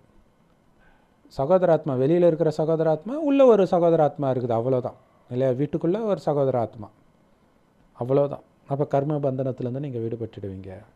இப்போ நீங்கள் திருமணம் பண்ணாமல் இருந்தால் என்ன பண்ணுவீங்க? ஒன்று சென்டரில் இருப்பீங்க, அல்லது ஹாஸ்டலில் இருப்பீங்க, மற்றவங்க கூட ஃப்ரெண்ட்ஸோட தங்கி இருப்பீங்க. அதே மாதிரியே குடும்பத்தையும் நினச்சிக்கோங்க, சென்டர் நினச்சிக்கோங்க. சென்டரில் இருக்கிற சகோதர சகோதரிகள் நினச்சிக்கோங்க உங்கள் குடும்பத்தில் இருக்கிறவங்கள. அப்போ தானாகவே கர்ம பந்தனத்துலேருந்து விடுபட்டுடுவீங்க. ஸோ இதை ஞாபகம் வச்சுக்கணும், அவ்வளோதான். அப்போ உடலை மறப்பீங்க, அப்பாவை நினைப்பீங்க இல்லையா? அந்த கர்ம பந்தனம் இருக்கிறதுனால தான் பிரச்சனை. ஆத்ம சகோதரன் ஆத்ம சகோதரன் ஆத்ம சகோதரன் ஞாபகம் வச்சாலே உங்களுடைய உடலும் மறப்பீங்க, மற்றவருடைய உடம்பும் மறப்பீங்க. அப்போ எல்லாம் ஒளிப்புள்ளியாக தெரியும் போது எந்த ஒளிப்புள்ளியை நினச்சா பாவம் அழியுமோ அந்த ஒளிப்புள்ளியாகி அப்பாவை நினைப்பீங்க. இந்த முயற்சியை மட்டும் தொடர்ந்து பண்ணிக்கிட்டே இருங்க, பாஸ் வித் ஆனராக கண்டிப்பாக ஆகிடுவீங்கன்ற செம முரளி இன்னைக்கு இல்லையா? ஒரு லைனும் அவ்வளோ ஆழமாக இருக்குது. இந்த முயற்சி செஞ்சால் ஈஸியாக பாஸ் வித் ஆனர் ஆகலான்றது உண்மை தான். இருந்தாலும் ரொம்ப ரொம்ப ரொம்ப ரொம்ப கம்மியானவர்கள் தான் இந்த நிலையில் நிலைச்சிருக்கிறாங்க. அவர்கள்தான் உலகத்தின் எஜமானர்கள் ஆவாங்க. எப்படி சூப்பராக சொல்கிறார் இல்லையா? அதாவது திருமணம் ஆகாதவனுக்கும் திருமணமானவனுக்கும் எந்த வித்தியாசமும் இல்லாத மாதிரி உங்கள் மனநிலையை மாற்றணும். அப்படி மாற்றிட்டீங்கன்னா நீங்கள் உலகத்தின் எஜமானர். உங்கள் குழந்தை உங்ககிட்ட பேசும்போது கொஞ்சம் கூட அந்த பற்று சலனம் இல்லாமல் இருக்குதா? ஏன்னா குழந்தைங்க மேலே உள்ள பற்று தான் பயங்கரமானது இல்லையா? யாரோ ஒரு சகோதராத்மா மாதிரி இது ஒரு சகோதராத்மா, அவ்வளோதான். அந்த ஆத்மாவுடைய புண்ணிய கணக்கு பொறுத்து அந்த புண்ணிய கணக்கு அதை பாதுகாக்கும். அதை பற்றி நான் கவலைப்பட தேவையில்லை. இப்போதைக்கு என்னுடைய கடமையை நான் செய்கிறேன், அவ்வளோதான். இந்த நிலையில் இருந்தால் மட்டுமே நீங்கள் உலகத்தின் எஜமானர் ஆவீங்க. இப்போ எந்த அளவுக்கு எச்சரிக்கை உணர்வு உங்களுக்குள்ளே கொடுத்துக்கிட்டே இருக்கணும். பிரம்மா பாபா சவுரு ஃபுல்லாக யசோதா ஒரு சகோதராத்மா, யசோதா ஒரு சகோதராத்மா, யசோதா ஒரு சகோதராத்மான்னு எதுக்கு எழுதுனாருன்னு நினைக்கிறீங்க? அவருடைய மனைவி பேரை இல்லையா? அது ஒரு சகோதராத்மாவை மாற்றணும். அதுதான் அந்த பயிற்சி தான். பிரம்மா பாபா அடி மேலே அடி எடுத்து வைங்கன்னு சொன்னாரே, இதுதான் இந்த அடி. அதை தான் இப்போ முரளியாக நமக்கு கொடுக்குறார். நேற்று முரளியுடைய கண்டினியூஷன் சொல்லலாம் இது. அந்த நிலையில் நிலைச்சிருக்கிறவங்க தான் உலகத்தின் எஜமானர் ஆக முடியுன்றார். அஷ்டரத்தினங்களின் மாலை இருக்குது இல்லையா? ஸோ அதில் ஒருத்தராக நீங்கள் ஆகிறது தானே லட்சியம். அப்போ முயற்சி பண்ணுங்கள், இந்த முயற்சி பண்ணுங்கள் இல்லையா? சகோதராத்மா அதுதான் முக்கியமான பயிற்சி இன்றைக்கி முரளியில். ஞாபகம் வச்சுக்கோங்க, நம்மளை நம்பர் 1 ஆக்கிற முயற்சி அதுதான். யார் உயர்ந்த பதவி அடையணும்னு இருக்குதோ அவங்க கண்டிப்பாக இந்த முயற்சி பண்ணுவாங்க, அலட்சியமாக இருக்க மாட்டாங்க. என்ன ஆனாலும் சரி, இந்த முயற்சி அவங்க மைண்டில் ஓடிக்கிட்டே இருக்குன்றார். அதாவது எனக்கு ஒரு விஷயம் ஞாபகம் வருது. ஒரு கம்யூனிஸ்ட் சகோதரர் நண்பர் இருந்தார். எப்போ அப்படின்னா, இந்த பாபா ஞானம்லாம் எடுக்கிறதுக்கு முன்னாடி அந்த இலங்கை போர் வந்தது இல்லையா, கடைசி போர், பிரபாகரனை கொல்றது. அந்த நேரம் பிரபாகரன் இறந்துட்டாரா இல்லையான்னு ஒரு பெரிய வாக்குவாதம் இருந்துச்சு. அவரெல்லாம் சாகடிக்க முடியாது அப்படி இப்படின்ட்டு சாகலைன்னு தான் தமிழ்நாட்டில் எல்லாருமே சொல்லிட்டு இருந்தாங்க. ஸோ அப்போ ஒரு சில வெப்சைட்ஸ், அவங்களுக்கான நம்பகமான வெப்சைட்ஸ்லாம் பார்க்கும்போது அவர் இறந்துட்டார் அப்படின்ற செய்தி வரும்போது அவர் இறக்கலைன்னே சொல்லிட்டு இருந்தார். அப்புறம் ஒரு சில செய்தியெல்லாம் பார்த்துட்டு அவர் இறந்துட்டாரே அப்படின்னு சொல்லும்போது அவர் என்ன சொன்னார், சரி இறந்துட்டு போகிறாரு, ஏன்னா அவர் மட்டுமா இறந்தார், எத்தனை பேர் இறந்தாங்க, அதில் இவரும் ஒருத்தர் அப்படின்னு. அவருக்கு பிரபாகரனை ரொம்ப பிடிக்குது. பட் இறக்கும்போது அவர் அப்படி எப்படி எடுக்கிறார் பாருங்க. ஸோ அதே மாதிரி தான் இல்லையா, கடைசியில் எது ஆனாலும் பாலஸ்தீனத்தில் இருக்கக்கூடிய சகோதரன் இறக்கும்போது இல்லாத வலி நம்ம வீட்டில் இருக்கிற ஒருத்தன் இறக்கும்போது மட்டும் ஏன் வருது? அதுவும் சகோதரன், இதுவும் சகோதரன், அவ்வளவுதான். அப்படி புரிஞ்சுக்கோங்க. அதுக்காக அங்கே இருக்கிற சகோதரன் ஐயோ துடிக்கிறதுன்னு அர்த்தம் இல்லை. அங்கே எப்படி நீ அமைதியாக இருந்து பார்த்தியோ அதே மாதிரி இங்கேயும் அமைதியாக இருந்து பாருன்ற. இதுதான் கடவுளுடைய ஞானம். இது ஆப்போசிட்டாக அங்கே ஒருத்தனுக்கு ஒன்று நடந்துச்சுன்னா இங்கே கத்தி எடுத்துகிட்டு போன்றது சாத்தானுடைய ஞானம். சதான் பாபா சொல்கிற, என்ன நடந்தாலும் இந்த நிலையை மெயின்டைன் பண்ணிக்கிட்டே இந்த முயற்சி இருந்துக்கிட்டே இருக்கு. அது ஒரு சகோதர ஆத்மா, அவ்வளவுதான். வேறு எந்த உறவு இல்லை. கணவன் இல்லை, மனைவி இல்லை, குழந்தை இல்லை, பேர குழந்தை இல்லை, அப்பா அம்மா கிடையாது. அது ஒரு சகோதர ஆத்மா. அவன் இல்லையா, தாயும் சேயுமானாலும் வாயும் வயிறும் வேறு வேறேன்னுவாங்க. அவங்கவுங்க தானே சாப்பிட்ணும். அதே மாதிரி தான் அவங்கவுங்களுடைய வழியை அவங்கவுங்க தான் அனுபவிச்சாகணும். அவங்கவுங்க செய்த பாவத்துக்கானது அவங்கவுங்க தான் அனுபவிச்சாகணும். நம்ம ஒன்றும் பண்ண முடியாது. கூட இருந்து கொஞ்சம் ஆறுதல் சொல்லலாம், அவ்வளோதான். நீங்கள் துடிக்கக்கூடாது. நீங்கள் ஏன் துடிக்கணும்? அவங்க பண்ண பாவத்துக்கு நீங்கள் எதுக்கு துடிக்கணும்? இல்லை அது ஏன் குழந்தையாச்சா, அதுதான் பிரச்சனை, அதனால தான் சகோதரனா என்னன்றார். வேறு எந்த விஷயத்துக்கும் நீங்கள் போக வேண்டிய அவசியமே கிடையாதுன்ற. இங்கே அன்பு எதனால் வருது? சகோதர பார்வையினால் மட்டும்தான் நமக்கு இங்கே அன்பு வருது. வேறு எந்த விதமான அன்பும் கிடையாது. அந்த பார்வை உறுதியாகணும், உறுதியாகுதுன்ற. அதாவது அஞ்ஞானத்தில் இருக்கும்போது நமக்கு பிடித்த ஒரு படத்தை பார்க்கும்போதோ அல்லது பஸ்ஸில் போகும்போது பிடித்த பாட்டாக போடும்போது அந்த பஸ்ஸை விட்டு இறங்கவே மனசு வராது. அந்த மாதிரி இருக்குது இந்த முரளி. ஒரு லைனும் ஐயோ அதுக்குள்ளே முடிஞ்சிருமான்ற ஒரு பயத்திலே ஒரு லைனாக பார்த்துக்கிட்டு வரும். அவ்வளோ சூப்பராக இருக்குது அந்த போதை. ஸோ அந்த பார்வையை உறுதிப்படுத்துங்க இல்லையா. சகோதர பார்வை தான் அனைத்துக்கும் காரணம். இங்கே நம்முடைய உறவுகளுக்கு வேறு எந்த உறவும் கிடையாது இல்லையா. அதனால தான் பாபா சொல்கிறார், மிக ஆழமான விஷயங்களை உங்களுக்கு நான் இப்போ புரிய வச்சுட்டு இருக்கிறேன். இதை நடைமுறைப்படுத்துவதற்கு உங்களுக்கு முயற்சி தேவைப்படும் இல்லையா. இந்த முயற்சியில் தான் இருக்குது எல்லாமே.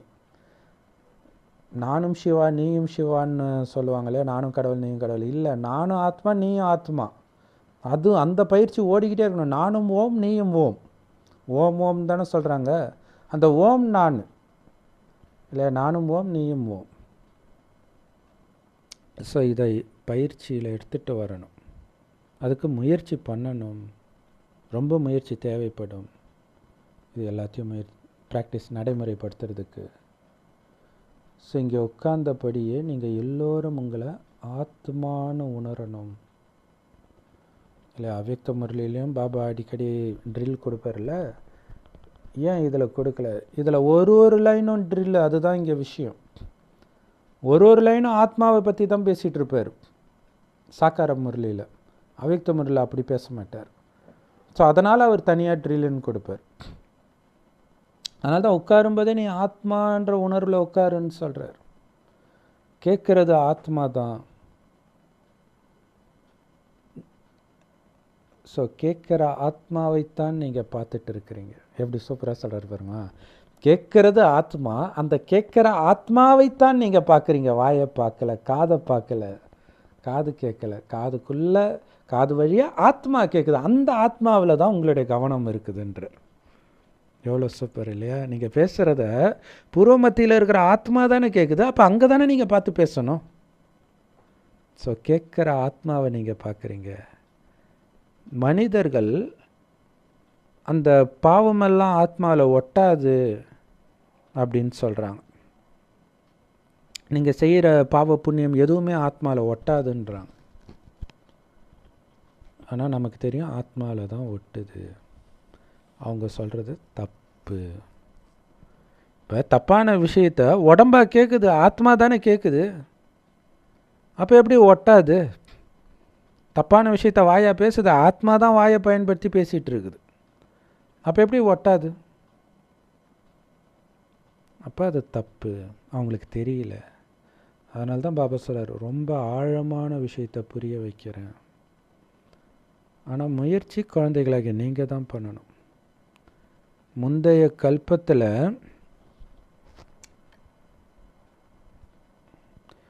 உயர்ந்த பதவியை யார் அடைந்தார்களோ அவங்க கண்டிப்பாக இப்போவும் முயற்சி பண்ணி அந்த பதவியை அடைவார்கள்.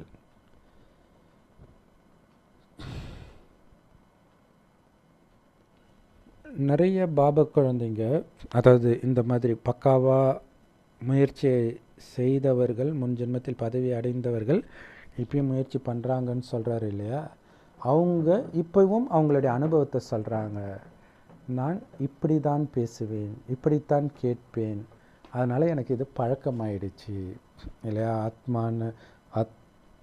ஆத்ம சகோதரர்கிட்ட பேசிகிட்டு இருக்கிறேன், அந்த ஆத்ம சகோதரர் என்கிட்ட பேசிகிட்டு இருக்கார், இப்படிலாம் நான் முயற்சி பண்ணிக்கிட்டு இருப்பேன்னு அவங்களுடைய அனுபவத்தை சொல்லுவாங்களாம். அதனால் எனக்கு இது பழக்கமாயிடுச்சு. ஸோ ஆத்மா அப்போ என்ன அர்த்தம்? அப்போ நம்ம புரிஞ்சுக்கலாம், அது நல்ல உயர்ந்த பதவி அடையிற ஆத்மா அப்படின்ட்டு. ஆத்மாவுக்கு தான் மன்மனாபவன்ற மந்திரத்தை கொடுக்கிறார். ஒவ்வொருத்தருக்கும் மன்மனாபவ மந்திரம் கொடுத்துருக்கிறார் பாபா. அதாவது அப்பாவை மட்டும் நினைவு செஞ்சுக்கிட்டே இருங்க. இது மறைமுகமான முயற்சி. வாயை திறந்து நீங்கள் எதுவும் ஜபம் பண்ணுறது கிடையாது. மனதுக்குள்ளே அப்பாவை நினைவு பண்ணிக்கிட்டே இருக்கிறோம். பாபா வரோம், பாபா வந்துக்கிட்டு இருக்கிறோம், பாபா எப்படியெல்லாம் எங்களை ஆக்கியிருக்கிறீங்க பாபா, இது மைண்டுக்குள்ளே ஓடிக்கிட்டே இருக்கணும். மாணவர்கள் மரத்தடியில் போய் உட்காந்து படிக்கிறாங்க, அது ஸ்தூலமான விஷயம். அதே மாதிரி இதை எல்லாத்தையும் நீங்கள் தினமும் ப்ராக்டிஸ் பண்ண பண்ண இந்த பழக்கம் அதிகமாகிக்கிட்டே இருக்கும். இல்லை, நல்லா படிக்கிற மாணவன் தனியாக போய் மரத்தடியில் உட்காந்து படிப்பான் இல்லையா? அந்த காலத்திலலாம் மரத்தடியில் தான் உட்காந்து படிப்பாங்க. ஸோ அதேமாதிரி நீங்களும் தனிமையில் போய் இந்த பயிற்சி பண்ணிக்கிட்டே இருங்க. அப்பாவை நினைவு பண்ண பண்ண பண்ண அந்த நினைவு இருந்துக்கிட்டே இருக்குன்ற புத்தம் புதிய விஷயங்களை கேட்டுட்டு இருக்கிறீங்க. இதுவரை கேட்காத விஷயங்கள் இதெல்லாம். இப்போ நீங்கள் கேட்குற அனைத்தும் புதியவர்களும் கேட்க போகிறாங்க இல்லை? புதுசாக வரவங்களும் இதே விஷயத்தை தான் கேட்பாங்க. இப்போ நான் யோசிச்சுப்பாங்க, 1969க்கு முன்னாடி வந்த முரளி இது. இப்போ உதாரணத்துக்கு 1940 இந்த முரளி வந்திருக்குன்னு வச்சுக்கோங்களேன். 60 70 வருடமாக இதே முறையில் 70 வருடமாக வந்தவர்கள் கேட்குறாங்க. அப்போ எவ்வளோ இதை நினச்சி பார்க்கும்போதே எவ்வளோ ஆச்சரியமாக இருக்குதுல்ல. புதுசாக வரவங்களும் இதே தான் கேட்டுட்டு இருக்கிறாங்க. அப்போ அதை படிக்கிறவங்களுக்கு எப்படி இருக்கும்? இதையே பார்த்து நம்ம அனுபவித்த அதே போதையை பிற்காலத்தில் வருபவர்களும் அனுபவிப்பாங்க தானே அப்படின்னு தோணும். சிலர் சொல்கிறாங்க, நான் லேட்டாக வந்திருக்கிறேனே பாபா. எப்போ சாக்கார முறையிலே அப்படி சொல்கிறாங்களாம். நம்மலாம் என்ன சொல்கிறது இல்லையா? ஆனால் நம்மளை குஷிப்படுத்துகிற மாதிரி பாபா ஒன்று சொல்கிறார் பாருங்க. இருந்தால் என்ன, லேட்டாக வந்தால் என்ன? ஏன்னா நீ லேட்டாக வந்து ஃபஸ்ட் கிளாஸான ஆழமான சூக்ஷ்மமான விஷயத்தை கேட்குற. அற்புதமான முயற்சி செஞ்சு மிக உயர்ந்த பதவியை அடையிறன்றார். ஏன்னா ஆரம்பத்தில் வந்து கட்டை விரல் மாதிரி ஆத்மா இருந்துச்சுன்னாரு. நிறைய விஷயம் சொல்லி கொஞ்சம் கொஞ்சம் கொஞ்சமாக மாற்றிட்டு வந்தார். நமக்கு டைரெக்டாக ஞானம் கிடச்சிடுது இல்லை, எடுத்தோடனே அவ்வியக்த முரளி பவர்ஃபுல்லாக கிடைக்குது இல்லை. அப்போ ரொம்ப ஆழமான விஷயத்த நீ லேட்டாக வந்ததுன்னே உனக்கு ஆழமான விஷயம் கிடைக்குது. அப்போ இருக்கக்கூடிய தாதிகள்லாம் இப்போயும் மதுபனில் பேசுவாங்க, உங்களுக்கு கிடைக்கிற மாதிரி அப்போ எங்களுக்கு ஞானமெல்லாம் கிடையாது, மம்மாவையும் பாபாவும் பார்த்து பார்த்து நாங்கள் ஃபாலோ பண்ணிகிட்டு இருந்தோம் அப்படின்னு சொல்லுவாங்க. ஸோ அதனால் லேட்டாக வர்றது கவலைப்படக்கூடிய விஷயம் இல்லை, சந்தோஷப்படக்கூடிய விஷயம். அதுலேயும் இப்போ எல்லாம் இன்டர்நெட்டில் கிடச்சிக்கிட்டே இருக்குது. எத்தனை பேர் எத்தனை விதமான ஞானம் இல்லையா? அதனால் இது வந்து என்னை கேட்டால் சங்கமயுகத்திலே ஒரு பொற்காலம்னா அது இந்த டைம் தான். இன்டர்நெட் வசதி இல்லாமல் இருக்கிற டைம் வீடு தேடி வருது. அப்போ வந்து நைட்டு ஃபுல்லாக கட்ட வண்டியில் போவாங்களாம் முரளி கேட்குறதுக்கு. நைட்டு ஃபுல்லாக ட்ராவல். இப்போ உங்களுக்கு அந்த கஷ்டம் இருக்குதா? ஸோ அதனால் லேட்டாக வந்ததும் நல்லது தான். நீங்கள் லேட்டாக வந்தீங்கன்றதுக்காக மாயா உங்களை விட்டுட போகுதா? அதே டெஸ்ட் பேப்பர் வைக்கும், கடைசி வரைக்கும் வைக்கும், கவலைப்படாதீங்க. நீங்கள் பாஸ் ஆகிட்டே இருங்க, அவ்வளோதான். ஸோ வெற்றி அடையும் வரை மாயா உங்களை விடாது. மாயின் யுத்தம் தொடர்ந்துக்கிட்டே இருக்கும். ஸோ கடைசியில் தான் வெற்றி அடைவோம் இல்லையா? அது வரைக்கும் மாயை வந்துக்கிட்டே இருக்கும். பிறகு டக்குன்னு ஒரு நாள் உடலை விட்டு உயிர் பிரிஞ்சிடும். அப்போ எந்த அளவுக்கு நீங்கள் நினைவில் இருந்தீங்களோ உயிரோடு இருக்கும் பொழுது, அதை பொறுத்து தான் கடைசி நேரத்துடைய நினைவு எப்படி இருக்கும்.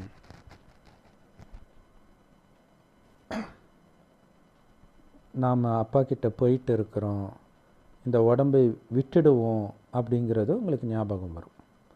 எந்த அளவுக்கு நினைவு பண்ணீங்களோ அதை பொறுத்து அந்த ஞாபகம் இருக்கும். அந்த அளவுக்கு குஷி குஷியாக உடம்பை விடுவீங்க. இந்த பிரம்ம பாபா வந்து பார்த்துருக்கிறாராம், நிறைய குருமார்கள் பின்னாடிலாம் போயிருக்கார் இல்லையா? ஸோ அப்போ பிரம்மத்தோட ஐக்கியமாகணும் அப்படின்னு நினச்சி உட்காருவாங்க இல்லையா தியானத்தில், அவங்க அந்த நினைவிலேயே உடலை விடுவாங்களாம். அதான் பிரம்ம பாபா நேரடியாக பார்த்துருக்காராம். இப்போ நம்ம வந்து இன்டர்நெட்டில் பார்க்கலாம், ஜீவசமாதி அடையிறது, புத்த துறவிகள் அந்த மாதிரி இருக்கிறது வந்து யூடியூப்பில் இருக்குது. ஸோ அப்படி உடலை விட்ட உடனே அந்த இடம் ஃபுல்லாக அவ்வளவு அமைதி இருக்குமோ. அந்த அமைதியின் வைப்ரேஷன், அமைதியிலே சரீரத்தை விடுறதுனால. ஆனால் இப்போ இறக்குறவங்க, லௌகீகத்தில் இறக்குறவங்கெல்லாம் அமைதியிலே உடலை விடுறாங்க. அப்படி துடிக்கும் ஆத்மா. அது ஒரு பக்கம் அசாந்தியை பரப்பிட்டு போயிடும். அது இல்லாமல் சுற்றி இருக்கிறவங்களாம் லபதீபம்னு கத்தி அந்த இடத்தையே மோசமாக்கிடுவாங்க.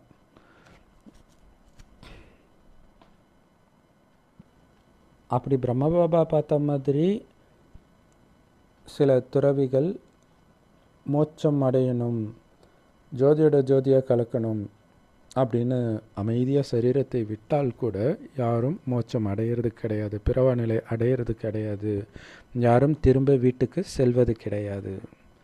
ஏன்னா இந்த நாடகம் நடிக்க அனைத்து நடிகர்களும் தேவை. எல்லோருமே இறுதியில் இங்கே வந்தாகணும் இல்லை, திரும்பி போக முடியாது. எல்லோரும் கடைசியில் வந்து தான் ஆகணும். ஒரு ஆத்மா கூட மேலே இல்லாத பொழுது தான்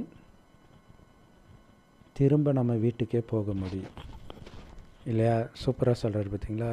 வள்ளலார் அப்படியே ஜோதியோட ஜோதியை எங்கே போனார் இல்லையா? அவருடைய நடிப்பை நடிக்க இங்கே வந்துட்டார். அது அவருக்கு அப்புறம் வர வேண்டிய ஆத்மாக்கள் நிறைய பேர் இருக்கிறாங்க. திரும்ப இவர் போய் நடுவில் போய் பூந்துக்குவாரா? ஸோ திரும்ப எல்லாரும் வந்து அங்கே ஒரு ஆத்மா கூட இல்லாத போது தான் திரும்ப போகிறதே ஸ்டார்ட் ஆகுன்றார். ஸோ அதில் முதல்ல யார் போவார்? பிரம்மபாபா தான் போவார்.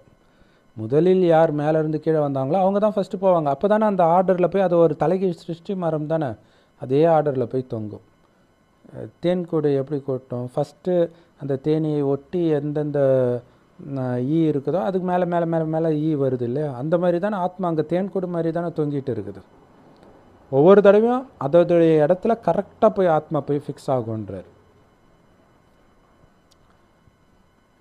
ஸோ அதனால் பாதியிலெல்லாம் யாரும் போக முடியாது. எத்தனை மனிதர்கள் இருக்கிறாங்களோ அத்தனை பேரும் வீட்டுக்கு போய் தான் ஆகணும். அதாவது பாதியிலே எப்படி போக முடியாதோ அதேமாதிரி நான் போகவே மாட்டேன் இங்கேயே இருப்பேனோ அடம் பிடிக்கவும் முடியாது. ஆனால் நம்ம மக்கள் பாருங்களா, போக வேண்டிய நேரம் வர்றதுக்கு முன்னாடி நான் போகிறேன்னு முயற்சி பண்ணிகிட்டு இருக்கிறது. உண்மையிலே போக வேண்டிய நேரத்துக்கு ஐயோ நான் போகக்கூடாது, கடவுளே என்னை காப்பாற்றுன்றது. எவ்வளோ பெரிய ஆச்சரியம் இல்லையா? ஸோ இங்கே கொஞ்சம் பேர் தான் இருப்பாங்க. அதான் மற்ற ஏன்னா அந்த கொஞ்சம் பேரின் மூலமாக அட்வான்ஸ் பார்ட்டியாக இருப்பாங்க. அவங்க மூலமாக தான் சொர்க்கத்தில் இருப்பவர்களுக்கு ஜென்மம் கொடுக்கப்படும்.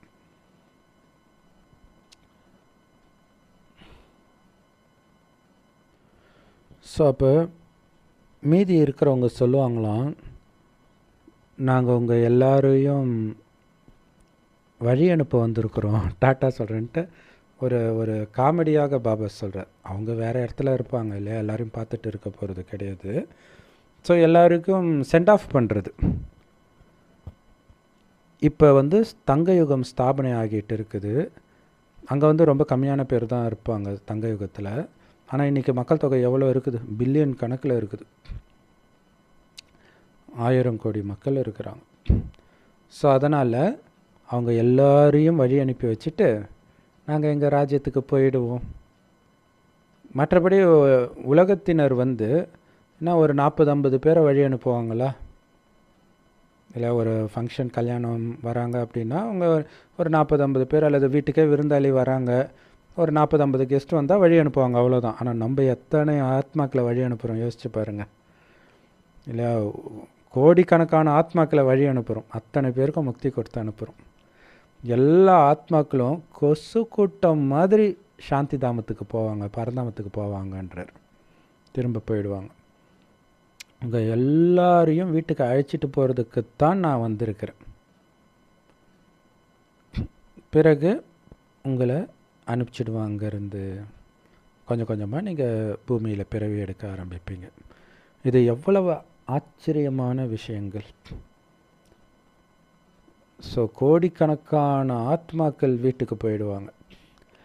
நீங்கள் எல்லோருக்கும் டாட்டா சொல்லுவீங்க, எல்லோரும் பரந்தாமத்துக்கு போயிடுவாங்க. உங்களுடைய புத்தி இந்த விஷயங்களை பற்றித்தான் சிந்தனை பண்ணிக்கிட்டு இருக்கணும் எந்த நேரமும். இல்லை, வெளி உலக விஷயத்தை சிந்தனை பண்ணவே கூடாது. மரம் கொஞ்சம் கொஞ்சமாக வளர்ச்சி அடையும், பிறகு பெருசாகிடும் நம்ம மரம், தேவதா மரம்.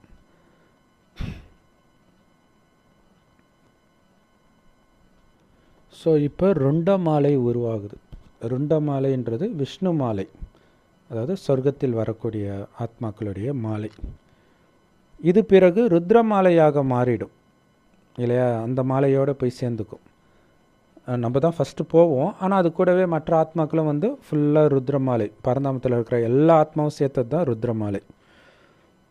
ஸோ எப்படி ருண்டமாலை ருத்ரமாலை ஆகுது, பிறகு ருத்ரமாலை மீண்டும் ருண்டமாலையாக ஆகும், அதாவது கீழே வரும் இல்லையா? விஷ்ணு ராஜ்யத்தில் விஷ்ணுபுரிக்கு வந்துடும்.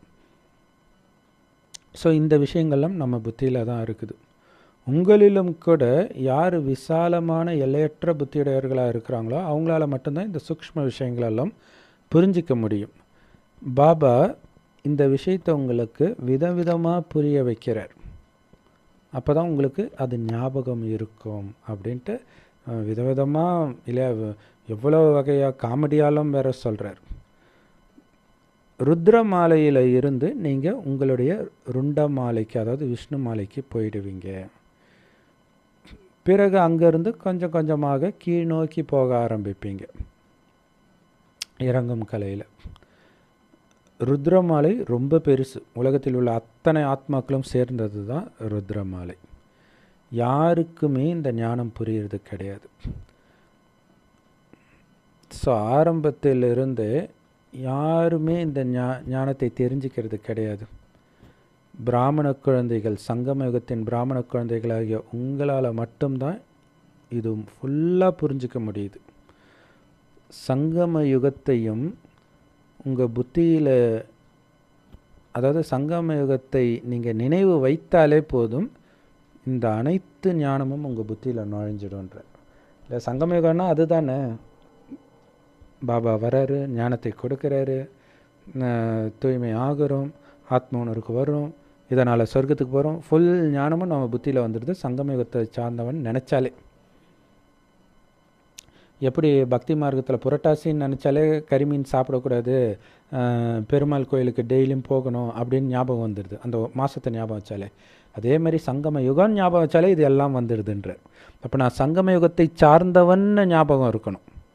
வெளி உலகத்துக்கு அவங்களுக்கு கலியுகம் தான், நமக்கு சங்கம யுகம் ஞாபகம் வச்சுக்கணும். அப்போ இந்த ஞானம் புத்தியில் வரும், நான் தூய்மையாக இருக்கணும்னு புத்தியில் வரும், நான் உயர்ந்தவன்னு புத்தியில் வரும். அனைத்து ஆத்மாக்களுக்கும் அதனுடைய இலக்காகிய முக்தியையும் ஜீவன் முக்தியையும் அதற்கான வழியை காட்டக்கூடிய லைட் ஹவுஸ் நீங்கள், கலங்கரை விளக்கம் நீங்கள், அதையும் ஞாபகம் வச்சுக்கணும். நீங்கள் மிக நல்ல லைட் ஹவுஸாக ஆகுறீங்க. எந்த விஷயமுமே உங்களுக்கு பொருந்தாததே கிடையாதுன்றார். திரும்புகிற அனைத்தையும் உங்களால் ஞானமாக மாற்ற முடியுன்றார். ஸோ அப்படி தான் நம்ம மாற்றிக்கணும். எதை பார்த்தாலும் இல்லையா, ஃபேனை பார்த்தா சக்கரம் சுற்றுறது ஞாபகம் வரணும், காலச்சக்கரம். அதே மாதிரி தான் லைட் ஹவுஸை பார்த்தா நான் அனைவருக்கும் வழிகாட்டக்கூடிய லைட் ஹவுஸ். ஒரு தாத்தா கைத்தடியை வச்சுட்டு நடந்தாருன்னா அனைவருக்கும் கைத்தடியாக நான் இருக்கிறேன். திரும்புகிற பக்கமெல்லாம் எதை பாருங்கள், சுற்றி இருக்கிற எதை வேண்டுமானாலும் பாருங்கள், ஞானமாக மாற்றணும். அப்படி மாற்றிக்கிட்டே இருங்களா, அவ்வளோ குஷியாக இருக்கும். உங்கள் ரூமில் என்னென்னலாம் சுற்றி இருக்குது அதையெல்லாம் பாருங்கள். கட்டில் இருக்குதா, மகாவிஷ்ணு பாம்பு படுக்கையில் படுத்துட்ருக்கிறார், அதுதான் நான். சேர் இருக்குதா, நான் புருவ மத்தியில் சிம்மாசனத்தில், ஆத்ம சிம்மாசனத்தில் உட்காந்துட்ருக்கிறேன். சுவிட்சு இருக்குதா, சுவிட்சை போட்டால் லைட்டு எரியுது. அதே மாதிரி ஞானம் வந்துடுச்சுன்னா அஞ்ஞான இருள் நீங்கிடும். ஸோ இப்படி எல்லாத்தையும் அதான் பாபா சொல்கிறாரு, உங்களுக்கு அப்ளை ஆகாத எந்த விஷயமும் கிடையாதுன்ற. அதே மாதிரி அதை தான் இந்த மகிமை தான் தூக்கி ஆக்சுவலாக இது எல்லாமே சிவபெருமானுடைய மகிமை தான், அது நம்மளுடைய மகிமையாக வருது. அதே மாதிரி மருத்துவர் இல்லையா, அதனால தான் சிவபெருமான் மருத்துவராக இருந்தார். வைத்தீஸ்வரன் வண்ணனாக இருந்தார், தோட்டக்காரனாக இருந்தார், விறகு வேற்றவராக இருந்தார். எல்லா கதையும் வருதில்ல, அது எல்லாமே இப்போதைய விஷயம்தான். நீங்கள் தான் மருத்துவர்கள். நீங்கள் வண்ணானாகவும் இருக்கிறீங்க, மருத்துவராகவும் இருக்கிறீங்க, தங்க வியாபாரியாக இருக்கிறீங்க, வைர வியாபாரியாக இருக்கிறீங்க, வெள்ளி வியாபாரியாக இருக்கிறீங்க.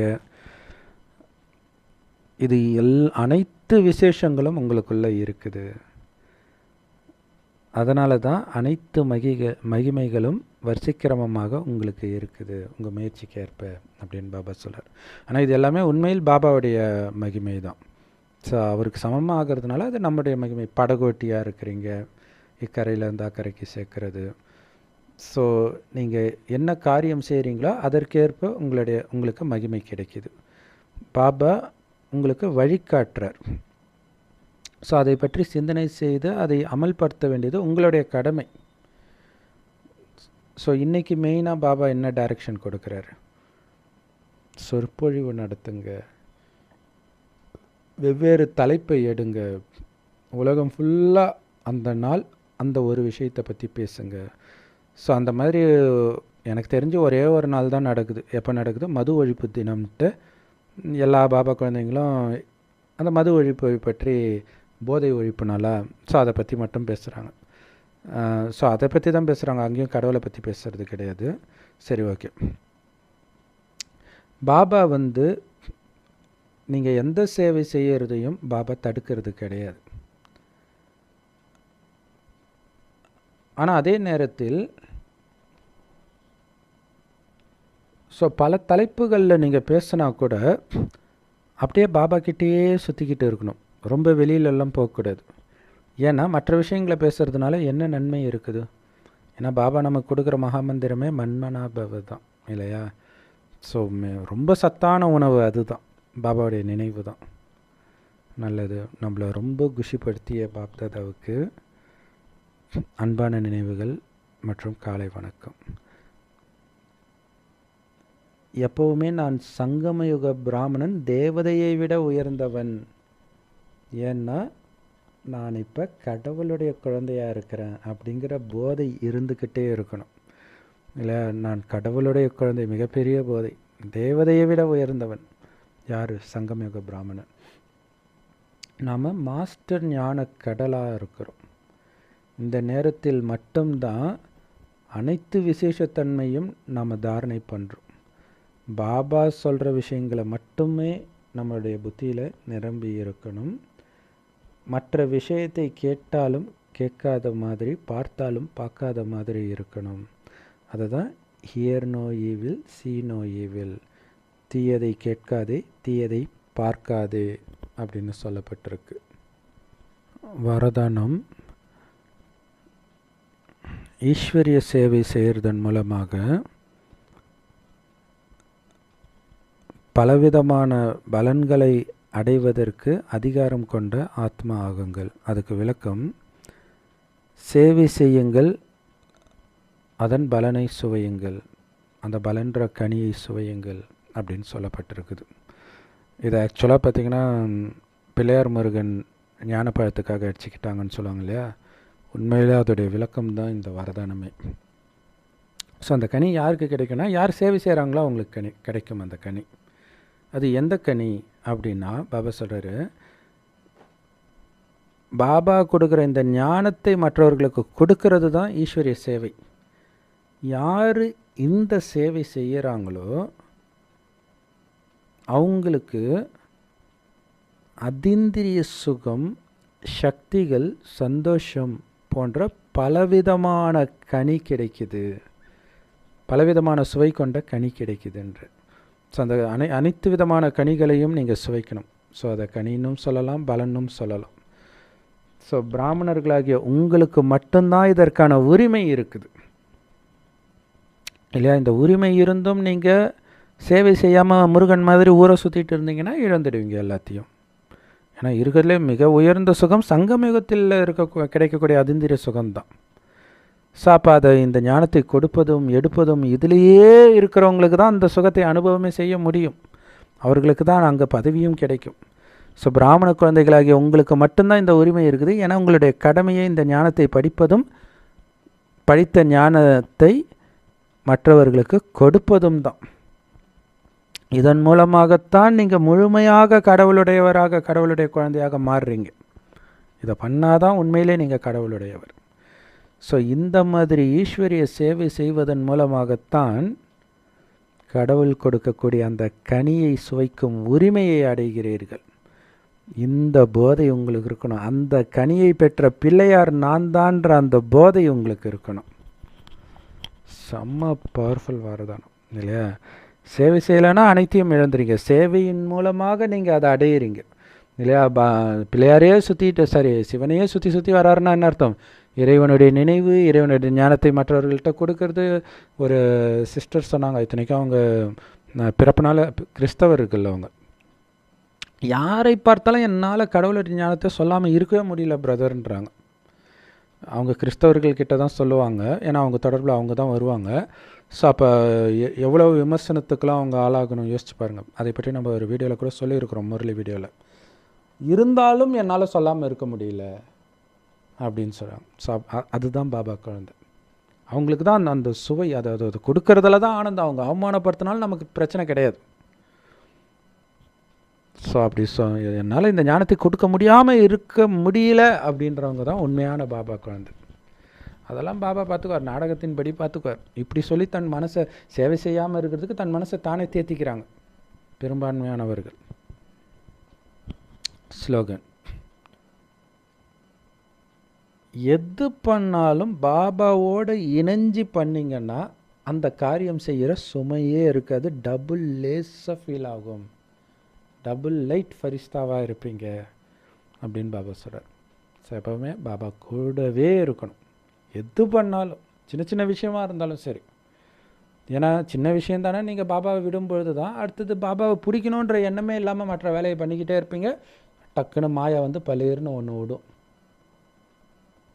செம்ம powerful Murali. Love you Bob Dada. Thank you Bob Dada. குஷியாக இருங்க, குளிர்ச்சியாக இருங்க.